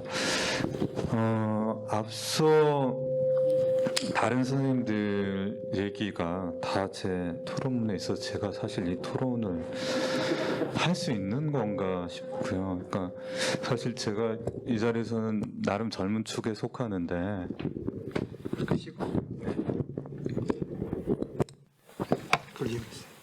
예. 근데 사실 자료집을 받고 토론문을 제출하는 기간도 주말이었고, 근데 세상 부끄럽습니다. 이거를 선배님들이 이렇게나 열심히 읽고 고민하고 써오셨구나. 근데 제가 지금 토론을 제 걸 다시 보면서 너무 부끄러워서 어떤 얘기를 해야 될지 고민이긴 합니다만, 아마 뒷부분 정책적 함의하고 관련된 부분 대부분 아마 앞에 이재희 선생님, 조진태 선생님, 존경하는 오수정 선생님, 그리고 노영기 선생님이 다 얘기를 해주신 거라 앞에 두 가지 부분, 또 150페이지하고 151페이지 부분을 중심으로 조금 연구자 입장에서 보고서하고 발표문을 보면서 고민이 됐던 부분을 좀 말씀드리고 싶습니다. 어쨌든 이 연구는 그러니까 인권 기준에서 지금 트라우마를 보겠다라고 해서 상당히 도전적인 연구라고 생각이 되고요. 근데 다만 이 여러 가지 이제 국제사회에서 통용되는 인권에 관한 이야기 또 기준들을 검토를 하셨는데, 인권 연구자들이 많이 이제 얘기하는 것 중에 하나는 인권단은 지금 통용되는 국제사회에서 얘기되는 게 대부분 대단히 자유주의적이고 개인주의적인 인권 개념에 기초해 있다는 거죠. 그래서 결국 인권 관점에서 트라우마를 조망하고자 하더라도 사실 이런 인권 개념에서 쉽게 벗어나기는 힘들 거고, 대체로 이런 인권 개념은 집단적 권리 자체를 승인을 하지 않는다는 거죠. 여기서는 근데 계속해서 인권진단 기준을 얘기를 할 때는 대단히 개별적인 인권 침해 사실들을 쭉 얘기를 하고 있는데, 근데 결론은 그리고 되게 중요한 개념으로 쓰고 있는 건 집단적인 개념을 쓰고 있어서 이게 참 쉽지 않은 작업인데 되게 열심히 고민하고 하셨구나. 근데 여전히 이 두 개는 조금 전반적인 보고서 상에서는 조금 쉽지 않기도 하고 잘 정리가 안 되는 듯한 인상을 좀 받았습니다. 또 하나는 피해자의 권리를 지나치게 강조를 하게 되면은 권리 관점에서 사건이나 국가폭력들을 이해하게 되면 결국은 이에 상응하는 법과 제도들이 뒤따르게 되는데, 법과 제도는 아시다시피 모든 사건을 개별화시키고 개인의 초점을 맞춰서 얘기를 할 수밖에 없습니다. 아마 그것도 이제 이후에 이제 보상법을 다시 배상으로 얘기를 했을 때도 이게 걸리는 문제일 거라는 생각이 들고요. 그렇기 때문에 사실 권리 담론에서 출발을 하게 되면은 결국은 사회나 공동체 얘기가 정말 힘들어진다는 거죠. 아마 법제도적으로 이 문제를 검토해서 담을 수 있는 법은 아마 쉽지는 않을 거다라는 생각이 좀 듭니다. 그래서 그런 고민들이 좀 들었고, 또 하나 이제 피해자 중심 얘기에서 빠질 수밖에 없거나 좀 희미해지는 부분은 앞서 안진 교수님도 얘기를 하셨고 또 이재희 선생님도 정말 촘촘하게 얘기를 해주셨지만 가해자들의 범주가 계속해서 좀 문제가 되고 좀 충돌이 될 것 같습니다. 근데 이건 아마 지금 연구서 이 보고나 연구 작업에서는 좀 쉽지는 않을 거고, 그렇기 때문에 저는 이제 김영희 선생님이 향후에 이제 연구를 해야 될 부분으로 얘기를 해주셨기 때문에 더 말씀을 안 드릴까 싶습니다. 그리고 두 번째 이제 피해자 유형별 트라우마 인권적 특성들을 쭉 말씀을 해주셨는데 어쨌든 이 보고서의 가장 큰 의의는 피해자 범주에 대해서 우리가 다시 생각하게끔 한 거다. 피해자란 게 뭐고 피해자 범주가 어디까지 확장될 수 있을 건가에 대해서 대단히 중요한 연구를 하셨다고 생각을 하고요. 그래서 결국은 이게 이제 이 부분은 또 조진태 선생님이 또 얘기를 해주셔서 또 얘기하는 것 같긴 하지만 조금 초점을 달리해서 말씀을 드리자면은 어쨌든 지금 보상법이나 관련 이제 5월 문제가 해결되고 원칙이 확립이 되고 또 여러 가지 법제도들이 만들어졌지만 이걸 다시 좀 우리가 검토를 해봐야 되겠구나 이런 생각들이 좀 듭니다. 근데 이 부분은 아마 조진태 상임이사님께서 워낙 이제 많이 얘기를 해주셨고 이 부분 그냥 또 넘어가야 될 것 같습니다. 근데 이게 이 인권 개념하고 관련해서 또 하나 이제 걸려 있는 문제 중에 하나가 이건 이제 연구자 입장에서 말씀을 드리는 겁니다. 이거 뭐 정책적인 거하고 좀 무관하게 대체로 피해자 권리 장전의 핵심 내용을 이제 진실 정의 피해 회복에 대한 권리라고 얘기를 했는데 이게 계속해서 이제 뭐 앞에서도 말씀드렸지만 이게 왜 집단적이고 도덕적 권리인가에 대해서는 상당히 논쟁적일 수밖에 없고 참 정리하기 힘들 거라는 생각이 듭니다. 근데 이 부분에 대해서 조금 더 좀 보충적인 설명을 해주실 수 있다면 설명해 주시면 감사하겠습니다. 그리고 세 번째 인권 기반 트라우마 진단 기준 제시. 제가 이 대체로 발표문 목차를 가지고 말씀을 드리고 있고요. 이 연구의 중요한 성과 중에 하나는 트라우마가 발생되고 또 다시 2차 폐해가 등장을 하고 그래서 어떻게 트라우마라고 하는 게 사회적 과정을 통해서 형성이 되고 강화되는가를 직접적인 면담을 통해서 좀 밝혀냈다는 게 가장 큰 성과라는 생각이 들고요. 그렇기 때문에 이제 오수동 교수님도 정말 중요한 부분을 강조하셨듯이 사건 이후의 피해 지속성 재생산 이 부분이 이제 사건 노출 사후 노출 피해자 이 부분이 저도 지금 좀 상당히 좀 강조되고 근데 좀 아쉬운 게 한 6분, 8분 했지만 실제로는 6분으로 이렇게 면담을 했다고 하는데 왜냐하면 저도 사실 대학에서 강의를 하다 보면은 5.18 관련된 강의를 대학에서 하다 보면 이런 얘기를 학생들하고 정말 많이 하거든요. 그러니까 실제로 사진을 보고 이제 충격받아서 뭐 이제 나중에 이제 불을 끄고는 못 자는 학생들도 있었고요. 그러니까 그런 여러 가지 상황들이 존재를 하기 때문에 그런 부분에 대해서는 조금 더 강조를 해서 계속해서 연구를 해봐야 되지 않을까 생각을 합니다. 또 하나는 이 사회적 과정을 통해서 생산된다라는 게 그 중요한 것 중에 하나는 여기서 계속해서 인권 침해 기준들을 가지고 피해 사실들을 여러 가지 항목들을 얘기를 하고 있는데 조금 더 강조돼야 할 부분은 사실 인권 침해는 국가뿐만이 아니라 좀 전에 사회적 과정을 통해서 형성됐다고 말씀하셨듯이 인권 침해는 언론도 하고요. 그리고 사회도 하고 공동체도 하고 이웃도 하고 직장 동료도 하고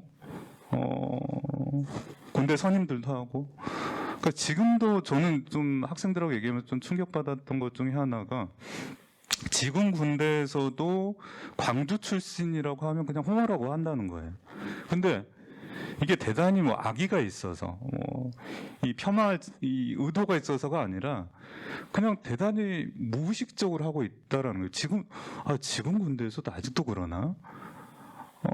그 학생이 무슨 죄로 광주 출시라는 이유로 근데 그거는 국가가 하는 건 아니잖아요.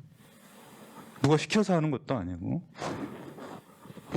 그래서 저는 이 계속해서 발생하는 인권 침해를 하고 있고 실제로 지금 진행되고 있고 이 과정이 조금 더 강조돼야 되고 그래서 그들이 범한 그런 죄 내지는 또 우리가 또 범할 수 있는 죄 이것들을 조금 더 강조해야 되지 않을까. 그래서 책임을 물어야 된다고 생각을 하는데요, 저는. 그렇기 때문에 사실 이제 가해자들 얘기를 했을 때 이 가해자들 또 트라우마 범죄에 포함시켜서 얘기를 하겠지만은 그게 가해자라는 사실이 변치는 않을 거라고 생각을 합니다. 일정 부분 또 피해자일 수밖에 없겠지만 그래서 법적인 책임을 묻지 못한다면 어떤 과정을 통해서 5.18에 관해서 인권 침해가 드러나고 그 과정들에서 우리가 어떻게 책임을 물을 건가? 이건 법적인 문제가 아니라 어떻게 도덕적인 책임, 사회적 책임을 어떻게 물을 건가? 이런 부분들이 조금 더 고민이 돼야 되지 않을까 생각을 합니다. 정책적 항의 부분은 넘어가시죠. 앞에서 다 말씀을 하셨기 때문에 제가 좀 부끄럽습니다. 저는 너무 짧게 고민을 한 것 같은데 이만 토론을 마치겠습니다. 결코 짧지 않았습니다. 예. 예, 고맙습니다.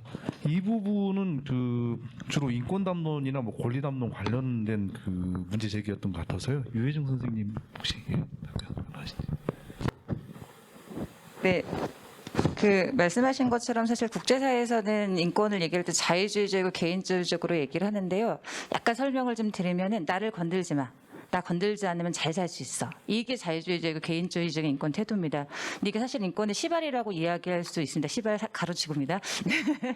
근데 사실 인권 담론에 그것만 있지 않습니다. 노동권을 보장하라, 건강권을 보호하고 문화생활권을 보호하라. 사실 이거는 사회주의적인 영향의 태도가 굉장히 크다라고 이야기할 수 있습니다. 나를 건들지 마가 아니라 나를 이렇게 보호해주고 이런 충족의 기준을 만들어줄 때 내가 인간답게 살 수 있어. 사실 이런 영향이 사실 있다라는 거죠. 그리고 국제사회가 93년 이후에 세계 비엔나 대회를 통해서 뭐를 승인했냐면 발전권이라는 권리를 승인을 했습니다. 이거 가장 대표적인 건데요. 집단적 권리로서의 발전입니다. 그러니까 개별적으로 발전을 통해서 얻을 수 있는 성취와 전체 우리 집단, 그러니까 특히 예를 들면 식민지 시대에 착취당했던 재산 국가들이 어떻게 하면 서구주의에 어떻게 하면 자유주의 경제시장에 잡아먹히지 않고 자신들의 권리를 지킬 수 있을까 이런 권리를 계속 승인해 나가고 있다는 점에서 지금 국제사회에서 통용되어지고 있는 권리를 자유주의적이고 개인주의적인 권리로만 볼 수 있을까라는 질문을 좀 던지고 싶고요. 두 번째로는 어쨌든 자유주의적이고 개인주의적인 권리 담론의 가장 기본은 추상적이고 고립된 개인을 전제로 합니다. 근데 다들 아시겠지만 지금 계속 트라우마에서 이야기하고 있는 거는 개인들의 사회적인 관계를 맺으면서 이 관계가 파괴되어지고 이 세상에 대한 신뢰가 파괴되어진 걸 이야기합니다. 그래서 사회주의적이거나 집단적 권리를 이야기할 때 가장 강조하는 건 관계적인 개인입니다. 개인은 이 인간들 사이에 살 수 있는 관계 속에 사실 만들어지고 관계 속에 영향받을 수밖에 없고 관계 속에 자기의 권리들을 보장받거나 훼손당할 수밖에 없다는 점에서 관계의 문제에 굉장히 충실하고 있다는 점을 사실 염두에 주셔야 될 것 같습니다. 그렇게 본다면 사실 저희가 이제 보려고 했던 이 트라우마 관련 사실 개인주의적인 것보다는 사실 집단적인 권리라고 이야기한 지점 마치게 되는데요. 그건 이제 저희가 계속 얘기했던 피해자 권리 장전이라는 게 사실은 개인적 권리보다는 집단적 권리를 사실 옹호하고 있다라고 얘기할 수 있는데요. 그 발제문 보시면 86페이지 자료 좀 잠깐만 보시면은 설명을 약간 해드릴 수 있을 것 같습니다. 표가 잘 보이지 않겠지만 위에 표를 보시면은 위에 피해자 권리 장전이 있고요. 거기 19조, 20조, 21조, 22조, 23조 이렇게 쭉 있습니다. 19조는 보통 원상 회복과 관련한 권리라고 이야기를 하는 거고 20조는 금전적 배상에 대한 권리, 21조는 재활 조치에 대한 권리라고 이야기할 수 있는데요. 이 세 가지 권리는 보통 개인적이고 직접적인 피해를 어떻게 보장할 것인가에 대한 내용들을 좀 많이 담고 있다라고 할 수 있습니다. 그렇게 보면 22조, 즉 만족적 조치라고 이야기하는 지속적인 침해 중단이나 공식적인 사과나 유급자들에 대한 제재, 기념적인 헌사 이런 것들은 개인적인 것들에 대한 보장이지만 또한 어떻게 보면 가족적이고 중간적인 측면에서의 개입을 얘기할 수 있는 거고요. 23조에서 얘기하는 재발 방지 보증, 법률을 재검토하거나 종사자들의 인권 교육을 하거나 재발 방지를 하거나 나아가서 사법부를 독립하거나 이런 것들은 사실 전 사회적인 조치라고 사실 볼 수 있거든요. 그렇게 봤을 때는 이 UN 피해자 권리장전에서 이야기하고 있는 것들을 개인적인 보장보다는 집단적인 권리로서 보장하는 것들로 좀 보는 게 맞지 않을까 생각이 약간 드는데, 그래서 이제 고민되는 거는 왜 이게 집단적이고 도덕적 권리로서의 중요성을 갖느냐. 이제 아까 전에 모든 토론자들 선생님께서 얘기하신 것처럼 사실 사후 노출자의 존재가 사실 이것들을 가장 증명하게 보여주는 것 같습니다. 개인적인 차원에서 배상하는 개인적인 차원에서 명예회복이라는 것들이 사실 해결되지 않는다라는 거죠. 왜냐하면 부인과 왜곡과 거기에 대한 사회적 오명에서 계속 만들어지면서 해결되지 못하는 인권의 문제가 또 다른 인권 문제로 사실 야기된다는 측면에서 이 지금 피해자들이 경험하고 있는 인권의 문제의 해법은 사실은 개인적인 접근을 했을 때 굉장히 제한적일 수밖에 없고 또 다른 인권 침해를 야기할 수밖에 없는 형태를 좀 발생시킨다라는 점을 말씀드리고 싶고요. 두 번째는 권리를 그래서 강조하다 보면은 개별적으로 사실 갈 수밖에 없다라는 지적에 굉장히 동감하면서 또 동시에 뭐냐면 이건 굉장히 법적인 권리 중심의 사고일 수밖에 없겠다는 생각이 약간 듭니다. 그러니까 법적으로 하면 법적인 내가 소송의 대상자나 권리 추구를 할 수 있는 대상자가 되느냐. 예를 들어 이제 긴급조치 이후에 모든 국민의 자유가 사실 제한되고 인권이 침해됐을 때 그럼 법적으로 보상을 받을 수 있는 주체가 누구일까라고 이야기하면 사실은 굉장히 특징적이고 굉장히 명징한 피해자는 사실 가능하다라는 거죠. 전 국민이 사실 피해를 보고 전 국민이 자유의 제한을 받았다라고 이야기한다라면은 그렇게 때문에 법적인 측면이 아니라 좀 더 확정적인 측면에서 권리의 침해, 권리적인 회복을 사실 이야기할 수밖에 없는 지점이 좀 있는 것 같고요. 그 마지막으로 시간 계속 정명 교수님 쳐다보셔서 마지막 한 가지만 얘기하면 네, 그 모든 인권 침해 자체가 사실 트라우마가 되지는 않습니다. 계속 이야기한 것처럼 인권 침해가 계속 지속적으로 만들어지고 있고 이것들이 계속 외상적 사건으로 만들어지면서 누구에겐 트라우마적 사건이 될 수 있으면 누구에겐 트라우마적 사건이 되지 않을 수도 있죠. 근데 이제 아까 오성 교수님이 그럼 도대체 이 사람들의 회복 요인이 뭐냐. 근데 제가 만났던 직접적 피해자분들이 트라우마 센터에서 다니셨던 분들 굉장히 이것들을 회복적 요인으로 삼고 계셨어요. 뭐냐면 안정적으로 말할 곳이 있다. 누군가 나의 말을 신뢰해 준다. 내가 어디 가서 고립되어 있지 않다. 사실 이런 경험들이 있다라고 인권 침해 사건을 발생하고 계속 목도하고 있더라도 사실 트라우마로 가지 않을 수도 있지만 그러지 못했을 때 신뢰의 파괴나 그 사건 자체가 말할 수 없으면 어떤 공포나 단절이나 속박으로 나타났을 때는 사실은 트라우마로 사실 볼 수 있다라는 지점에서 피해 자체가 트라우마 증상으로 가지는 않을 것 같다라는 이야기를 좀 덧붙이고 싶습니다. 네. 예, 죄송합니다. 제가 눈으로 레이저를 발사해서 죄송합니다. 자, 그 마지막 토론자입니다. 많이 기다리셨습니다. 5.18 민주화운동 기록관 연구실장으로 계신 홍인화 선생님 토론해 주시기 바랍니다. 예, 감사합니다. 제가 아마 5.18 민주화운동 기록관에 있기 때문에 이 장소를 쓰느라고 저를 토론자로 초청을 한 것 같습니다. 되게 그 책들을 보면서 어려웠어요. 이제 그러면서 여기에서 이렇게 이런 토론을 할 수 있는 게 올해가 세계 기록유산 10주년 된 해인데 굉장히 유의미한 일이다라고 생각을 하고요. 사실 저는 이렇게 목격자 트라우마 특징을 가지고 있구나. 이렇게 발제자들의 이야기를 들으면서 그게 저는 트라우마인지도 몰랐었거든요. 그래서 무슨 일을 하면 좀 일 중독성이 걸린 것처럼 이렇게 정말 소진될 때까지 일하는 이게 트라우마구나. 그걸 몰랐었네. 이제 이렇게 되게 그 발견을 해서 기뻤었고요. 그리고 또 이제 얼마 전에 저희 그 5.18 기록관에서 이제 80년 5월 두 공간의 기업과 구술이라고 하는 내용으로 이제 도청에 근무하셨던 분, 그다음에 기독병원에서 하셨던 분인데 그분은 기독병원 상황실장이었는데 41년 동안 한 번도 그 누구에게도 이야기를 하지 않았대요. 근데 이제 제가 5.18 기록관에 와가지고 이제 기독병원에 대한 그 기억이 가지고 있는 그 양가서 기억이 있으면 이걸 가지고 이야기를 풀어갈 수가 있지만 기억이 없으면 아무것도 할 수 없는 그것 때문에 그 기억들을 찾으려고 노력하는 과정에 그 기독병원에 대한 기록들을 계속 모으려고 했는데 모을 수가 없더라고요. 그래서 그런데 41년 만에 처음으로 와서 이야기한 기독병원 상황실장의 구술이 있었습니다. 이게 또 아까 우리 그 김영준 선생님이 말한 일선 대응인으로서 꽁꽁 묶여 있는 이 부분이구나 해서 오늘 그 발제를 들으면서 굉장히 많은 부분들이 정리가 되었어요. 그리고 구술을 한다고 구술 책자를 많이 봤지만 대부분 사건 위주이다 보니까 구술을 잘하는 것, 생애사적 구술을 하는 것도 치유의 한 과정으로서 아까 우리 이재희 선생님이 말했지만 이걸 매뉴얼화해서 각각 그 기관들에서 이 구술을 하려면 그것들에 맞는 그런 구술을 했으면 좋겠다 이런 생각을 해봤고요. 또 얼마 전에 여기 기록관에서 이제 유네스코 세계 기록유산 10주년 이라고 이제 등재위원회에서 고 김성학 재헌 국회의원을 공로상을 줬습니다. 근데 그 공로상을 받고 그 다음 날 그 공로상을 이렇게 며느리가 받았어요. 근데 그 다음 날 그 막내 딸하고 이렇게 외손주가 왔어요. 그래서 섭섭하다 이렇게 유가족이 살아 있는데 왜 며느리를 불렀냐 그러더라고요. 그래서 우리가 부른 것이 아니고 연락처도 모르고 알 수가 없다 이렇게 했더니 그 정말 이렇게 재연 국회의원까지 한 이성학 장로님의 자료는 정말 아무것도 없습니다. 아무것도 없는데 NCC 인권위원장을 했었고 국제사면위원회 강주 지부장을 했었고 또 5.18 당시 시민수습대책위원이고 죽음의 행진에 참여하셨던 분이거든요. 그리고 스라의 5남 4녀를 뒀고 근데 80년 10월에 비닐하우스에서 죽음으로 발견되신 분입니다. 근데 이제 그 다음날 이렇게 외손자하고 왔는데 알고 봤더니 그 막내딸의 남편이 그 경찰이었던 거예요.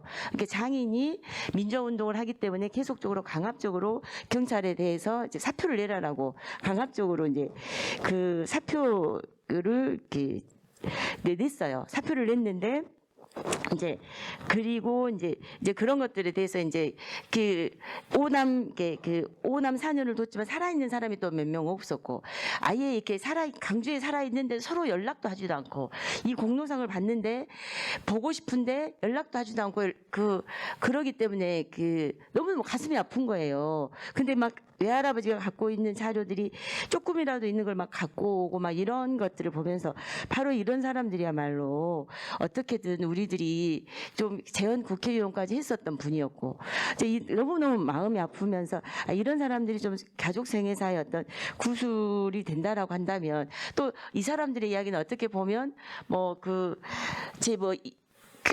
가공되어서 나올 수 있는 어떤 가족사의 그 아름다운 이야기까지 되어질 수 있는 부분들이 되겠다. 그런 생각들을 한번 해봤습니다. 그리고 좀 어려운 부분들이지만 과연 이렇게 르완다 같은 경우는 이제 이 정책에서 우리 김명희 선생님께서 말씀하신 이런 내용들 속에서 어느 부분에 속할까 이런 질문도 가져봤습니다. 예, 이상으로 마치겠습니다. 네, 고맙습니다. 이 부분에 대한 답변은 우리 김석웅 선생님께서 해주시는 게 좋을 듯합니다. 이제 조금 전에 말씀하셨던 사례에서 이제 사표를 제출하거나 그런 일들은 국가폭력 피해자분들의 인터뷰에서 이제 종종 드러났던 사실이었던 것 같습니다. 제주 4.3 인터뷰나 이제 여순 사건을 인터뷰할 때도 이제 신원조회 과정에서 번번이 이렇게 탈락을 하게 되고 그래서 결과적으로 공직에 진출하지 못했던 그런 사례들을 이제 접할 기회가 많이 있었습니다. 그래서 이제 그분들이 결국에는 아버지를 원망하고 국가폭력이라고 하는 것을 이제 부인하게 되면서 자신이 좀 더 나은 이제 선한 어떤 국민이라고 하는 사실을 인정받기 위해서 굉장히 노력했던 일도 있었습니다. 저는 이제 르완다 사태는 이따가 김명희 선생님께서 좀 더 정리를 해주실 것 같은데요. 전 이제 그래서 사회적인 치유 과정이 굉장히 중요하다라고 생각을 합니다. 인간의 정체성은 이제 사회화 과정을 통해서 만들어지는데 여기 트라우마 센터에서 오신 선생님들도 계시는데요. 자, 개인적 치유라고 하는 것은 센터 안에서 이제 치유적인 어떤 치유 상담을 통해서 이루어지게 됩니다. 그래서 나의 얘기를 안정적으로 할 수 있고 들어주고 신뢰해주는 사람이 있다라고 하는 것은 개인에게 큰 안정감을 줄 수가 있습니다. 그런데 이분들이 이제 주기가 있거든요. 뉴스가 나오거나 이제 전두환에 대한 어떤 재판 뉴스나 어떤 주변에서 이제 흘러 들어가는 이제 흘려 듣는 어떤 그런 이야기들. 그래서 그런 이야기를 듣고 나면 다시 증상들은 이제 다시 안 좋아지는 그래서 회복과 다시 악화라고 하는 것을 계속 반복하기 때문에 이분들의 어떤 증상이라고 하는 것은 중간이 별로 없는 것 같습니다. 그래서 굉장히 이제 극단적인 어떤 차이들을 보이게 되는데 사실 사회적인 갈등이라고 하는 것은 대체로 피해자, 가해자, 구원자 세 가지의 역할들이 등장을 하게 됩니다. 그래서 피해자는 말 그대로 5.18을 경험하신 분들이겠고 가해자는 이제 국가가 되겠고 혹은 진압군이 될 것 같은데 자 여기에서 중요한 것은 피해자하고 가해자의 역할이라고 이제 가해자하고 구원자의 역할이라고 하는 게 이제 겹쳐 있다라고 하는 거죠. 겹쳐 있기 때문에 피해자가 구원자에게 손길을 요청하거나 어떤 구원의 어떤 자신의 문제를 해결하기 위해서 어떤 행동을 선택하기 어려워진다라고 하는 겁니다. 그래서 사회적인 치유 과정이라고 하는 것은 구원자와 가해자라고 하는 것을 명확하게 하는 과정, 그 과정이 진상규명이라고 생각을 하고요. 그래서 그리고 또 이제 가해자들 아까 이제 진압군들 같은 경우에도 가해자이면서 피해자일 수밖에 없고 그리고 지금 현재는 자신이 가해자이면서 피해자인데 다시 그냥 가해자의 역할을 해야 된다라고 하는 사실 자체가 이분들에겐 또 심각한 이제 트라우마를 줄 수밖에 없다라고 하는 거죠.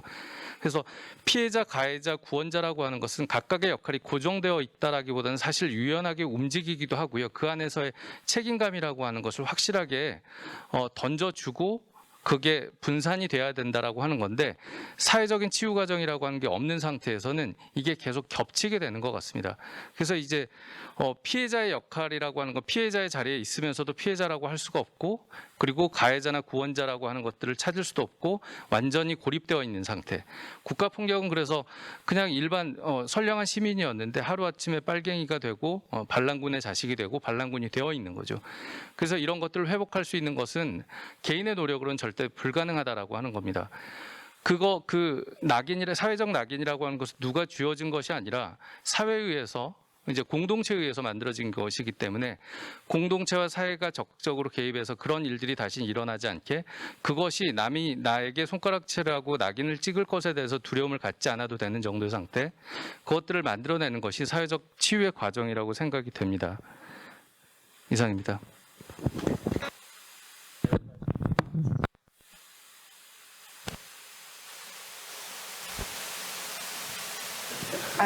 뭐라고 말하시려고 그랬는데. 네. 아니, 저희 김성훈 선생님이 너무 감동적으로 말씀을 하셔서 김성훈 선생님 임상심리학자시거든요. 저는 사회심리학을 가르치는 사회심리학자인데 김성훈 선생님 원래는 임상심리학자인데 제가 보기에는 사회심리학자입니다. 거의 완벽하게 정말 사회학자의 마인드로 말씀하셔서 너무 반가웠고요. 르완다는요 진실정의 모델로 분류되고요.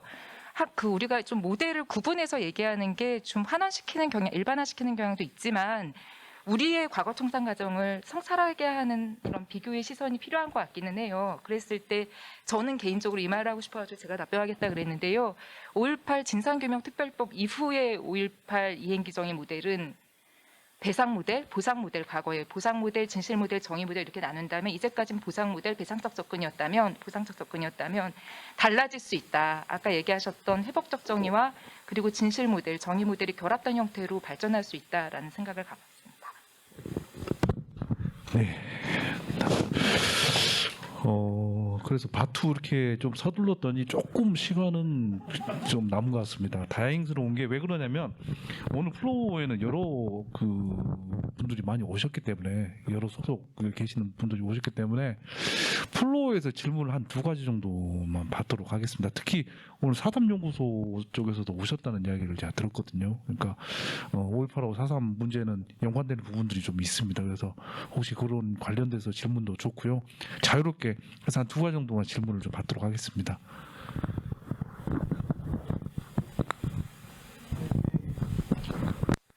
마이크가 되나요? 본인 소개하시고 느낌 소감 이야기. 예, 본인 소개해 주시고요. 간단하게 그다음에 뭐 지목해서 이렇게 질문을 해 주셔도 되고 아니면 뭐 광범위하게 질문을 해 주셔도 됩니다. 감사합니다. 오늘 포럼에 이렇게 참관할 수 있는 기회를 주셔서 감사드리고요. 저는 5.18 2세대로 광주에서 온빛 다원제는 상담소를 운영하고 있는 이미랑입니다. 저희 아버지는 5.18 때 시민군으로 활동을 하셨고요. 실질적으로 26일 깊은 밤에 나오셨어요. 나오셨기 때문에 제가 현재 이 자리에 있고 결혼도 하게 되고 연년생 자녀들도 키우게 되고 굉장히 행복한 삶을 살고 있습니다. 일단 이제 이런 자리가 있었다는 게 처음이어가지고 굉장히 많이 놀라웠고요. 그 다음에는 제가 이제 5.18을 바라볼 때 제가 가지고 있는 자원을 어떻게 기여해야 할까라는 거에 대해서 고민을 했었는데 이 자리를 통해서 그 구체적인 방안에 대해서 좀 알게 된 것 같아서 굉장히 뿌듯하고요. 또 이제 아버지를 통해서 또 다른 사명감과 자부심을 가지고 오늘 이 자리를 굉장히 감사하게 생각하고 있습니다. 그래서 제가 개인적으로 궁금한 거는 없고요. 좀 더 이런 것들이 굉장히 이게 체계적이고 이론적으로 더 굳건해졌다는 느낌을 받았거든요. 그래서 현재 5.18뿐만이 아니라 전체적으로 그 사회적으로 트라우마를 겪고 있는 분들에게 진정으로 진짜 필요한 것들이 제도적으로 마련될 수 있는 것들이 좀 더 빨리 이루어질 것 같은 생각이 듭니다. 감사합니다. 네, 뭐 질문은 아니셨고요. 뭐 기원 말씀하고 소감을 이렇게 발표해 주셨는데요. 혹시 관련해서 뭐 다른 말씀 없으시죠? 네. 그러면 다른 분 혹시 저기 손 들고 계신 분. 네. 간단히 소개해 주시고요. 네. 질문 주시기 바랍니다. 저는 경상국립대학교 국어국문학과 18학번 학부생 이재용이라고 합니다. 예, 반갑습니다. 예. 제가 오늘 5.18 민주운동과 관련해서 특히 새로운 주체 정립과 관련해서 공부하던 중에 이거 알고 많은 기대를 갖고 왔는데요. 그런데 이게 트라우마와 사회적 치유라는 주제에 대해서는 정말 한 번 더 생각해야 할 것 같고 좋다고 생각하지만 이게 이 트라우마와 사회적 치유라는 그 개념 안에는 주체성 강조하더라도 치유의 대상으로서 수동성이 내포될 수밖에 없다고 생각합니다. 그리고 이제 이 5.18 민주운동이라는 것 자체가 군부에 의한 민주주의 국가에서 군부에 의한 그 쿠데타에 의해서 정복이 되고 민주주의에서 쿠데타에 의한 민주주의의 정복은 이제 국민들을 하여금 생존권을 위협받게 되는 상황으로 이어지기 때문에 그 상황에서 이제 5.18 광주 시민들이 보여준 용기는 저항권의 관점에서 이제 새로운 저항권의 출현이라고 저는 보고 있거든요.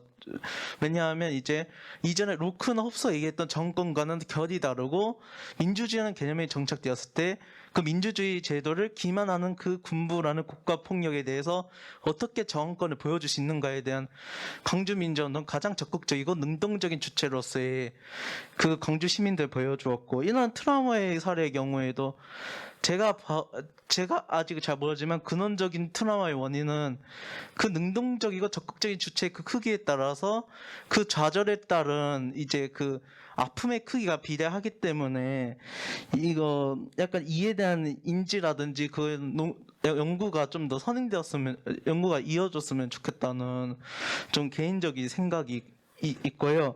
또 마지막에는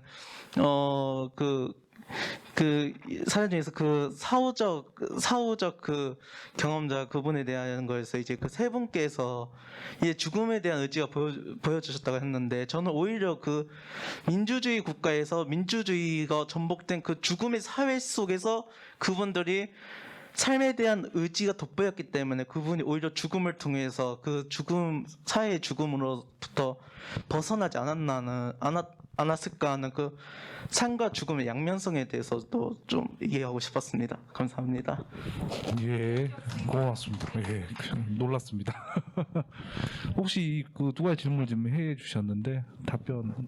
제가 할 수 있지만 유혜정 선생님 하시는 게 좋겠다. 예. 그러시죠. 직접 피해자는 유혜정 선생님, 그다음에 연구도 열심히 하도록 하겠습니다. 그런데 아까 제가 그 죽음의 의지라고 말씀드린 거는 그 방금 이제 질문하신 분 말씀이 맞거든요. 저 동의합니다, 그 내용. 그러니까 근데 그때 제가 썼던 죽음의 의지라고 하는 거는 그 문화적 트라우마라고 할 때 죽음, 보통 프로이트가 얘기할 때 죽음 충동 얘기하거든요. 그래서 그런 의미에서 제가 쓴 거예요. 그러니까 죽음을 향해서 강한 의지를 보이는 것 자체가 이미 그 사람이 트라우마 속에 있었다는 것을 증명하는 거 아니냐라는 어떤 추론적 맥락 속에서 제가 쓴 말입니다. 그렇게 이해를 하셨으면 좋겠습니다. 예, 또 유혜정 선생님. 예.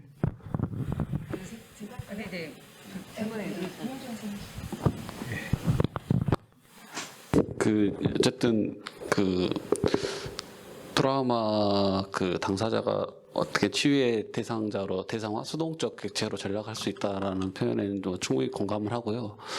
그렇지만 제가 생각할 때는 그 분들이 어떤 말하기를 통해서 다시 능동적 주체로 저는 등장한다고 생각을 하거든요. 사실은.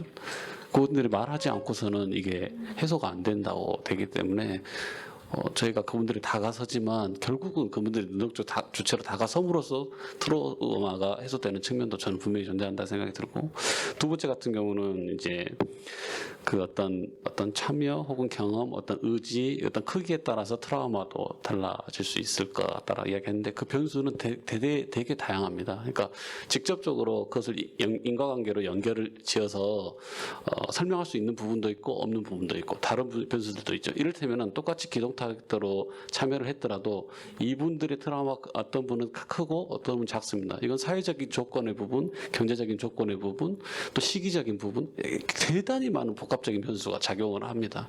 그래서 거기에 따라서 일관적으로 이것을 바로 연결시켜서 저희가 뭐라 해야 되지, 규정을 할 수는 없을 거라고 생각이 들고, 그러니까 내가 사회적 그 조건 인맥이 많다거나 혹은 내가 경제적으로 지금 잘 산다거나 그게 별로 우리가 없었다거나 하면 그 어떤 고통의 정도가 되게 낮아요. 다르죠. 같은 역할을 했더라도 이런 부분이 있다라는 것을 말씀드리고 싶네요. 네.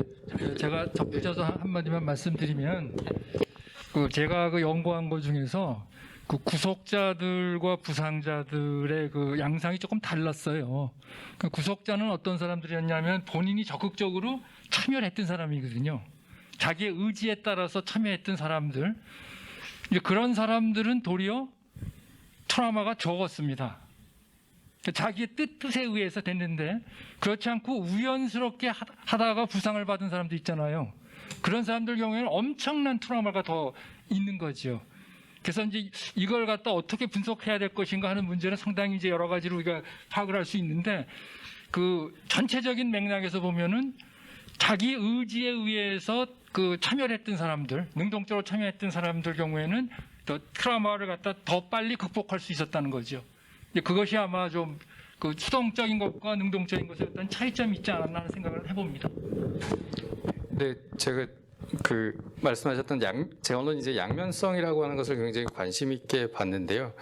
이분들이 굉장히 양면적인 감정, 양가 감정을 굉장히 많이 이제 드러내셨습니다. 저는 그럴 수밖에 없다라고 생각한 게, 이분들한테는 두 가지의 정체성이라고 하는 게 겹쳐 있는 것처럼 보이거든요. 그러니까 내가 진짜 가지고 있던 선량한 시민으로서의 정체성과 사회적으로 부여받은 어떤 낙인을 찍힌 정체성이라고 하는 것이 두 개가 겹쳐 있기 때문에 이분들은 계속 뭔가 양가적이고 양면적인 어떤 면을 가지고 있었습니다. 그러니까 기대와 두려움이라고 하는 거, 그리고 여러 가지 것들이 굉장히 섞여 있었거든요. 그래서 아까 이제 죽음과 생존이라고, 이게 삶이라고 하는 것도 굉장히 양면적이지만 이게 겹쳐져 보이는 것 같고요. 그러니까 5.18에 대해서 2세대 분들이 관심을 갖고 계신 분들도 있었지만 굉장히 회피하시는 분들도 있었는데요. 아까 제가 말씀드렸던 사례 중에 회피하고 무관심하게 이렇게 지내는 듯하지만 굉장히 관심을 갖고 있었거든요. 근데 내가 피하려면, 그 자극을 피하려면 사실 그 자극에 관심을 갖고 있어야지 그걸 피할 수 있다라고 하는 것이 되기 때문에 이분들이 자꾸 거기에 이제 속박될 수밖에 없는 상태, 거기서 벗어날 수 없는 상태가 되지 않나라고 생각이 들었습니다. 예. 길게는 안 되고 짧게 질문해 주시면 좋겠습니다. 예. 네, 제주도 그 예. 4.3에서 왔기 예, 때문에 반갑습니다. 예. 한번 소감을 이제 말씀드려야 될 것 같아서 일어났습니다. 저는 4.3 연구소 연구실장으로 있는 김은희라고 합니다. 오늘 정말 많은 공부를 한 것 같아요. 제가 그 5.18 연구재단에서 이 프로그램을 딱 왔을 때 이건 정말 가야겠다 이 생각을 했거든요. 그래서 지금 제주 4.3은 그 트라우마 센터가 있지만 이렇게 5.18이 먼저 트라우마 센터를 진행하면서 그동안에 많은 이제 그 경력들이 이제 제주 트라우마 센터가 여기 이쪽 와서 많이 배워가고 있는 실정이거든요. 그리고 저희 4.3을 제 오랫동안 했지만, 그러니까 지금 트라우마 관련해서는 전문가가 없어요. 제주도에서는 정말 이게 심리학이나 뭐 이런 인류학이나 이런 쪽에서 많이 이제 제기들은 했지만 전혀 연구자가 없고 연구가 이제 누적이 되지 못하고 있는 상황이라고 볼 수 있습니다. 네, 지금 오늘 들으면서 이제 4.3 73년, 이제 5.18 41년, 너무 똑같아요. 너무 똑같아. 그러니까 지금 진행되고 있는 모든 상황이 5.18이 4.3이고 4.3이 5.18이구나 이 생각을 계속하면서 들었거든요. 그리고 저희 4.3 이제 4.3 특별법 전부 개정안이 통과되면서 이제 배보상이 실시가 됩니다. 그러니까 이미 5.18은 피해 보상이 되면서 그걸로 인한 트라우마들이 발생했다고 하는데 저희 정말 걱정됩니다. 이제 앞으로 4.3은 이제 그야말로 피비린내 나는 일이 벌어질 것 같거든요. 그러니까 제2의 상처가 계속 양산이 될 것 같은 그런 걱정이 되고 좀 그런 지금 단계에 놓여 있다고 볼 수 있는데요. 그러니까 지금 와서 오늘 또 하나 부러운 거는 5.18이 이 정도로 이제 집단 트라우마 관련해서 연구를 진행하고 있다면 이건 4.3하고 접목시켜서 앞으로 4.3도 이렇게 트라우마의 그 피해 유형 이런 유형들이 그러니까 오늘 기준들이 이제 설정이 돼가고 있는 그 시점을 보면서 4.3도 굉장히 이제 기준점들이 트라우마에 관련된 기준점들이 이제 정해지겠구나 이런 이제 굉장히 큰 기대를 모으고 갈 것 같습니다. 그래서 앞으로 여기 이제 김명희 교수님을 비롯하여 이런 연구진들이 저희 4.3도 관심 가져서 연구해 주시면 정말 고맙겠다 이런 생각을 했습니다. 감사합니다. 네, 고맙습니다. 너무 중요한 말씀이시죠. 그러니까 5.18뿐만 아니라 4.3, 뭐 여순 이 부분들 같이 연계해서 생각하는 큰 그림이 좀 필요할 것 같긴 합니다. 우리 연구 과제를 지금 7개월 동안 진행해 오셨죠. 그러니까 사실 이 7개월의 노고를 생각한다면 이 2시간 정도의 라운드 테이블을 가지고는 어림도 없죠, 사실은. 사실 토론은 지금 막 이제 시작된 것 같은 느낌이 드는데 끝내야 될 것 같습니다. 토론을 매우 안타깝게 생각하고요. 오늘 이 라운드 테이블에서 발표해 주신 김명희 선생님 그다음에 6분의 토론자 분께 따뜻한 박수 부탁드리겠습니다. 오늘 마치겠습니다. 감사합니다. 수고하셨습니다.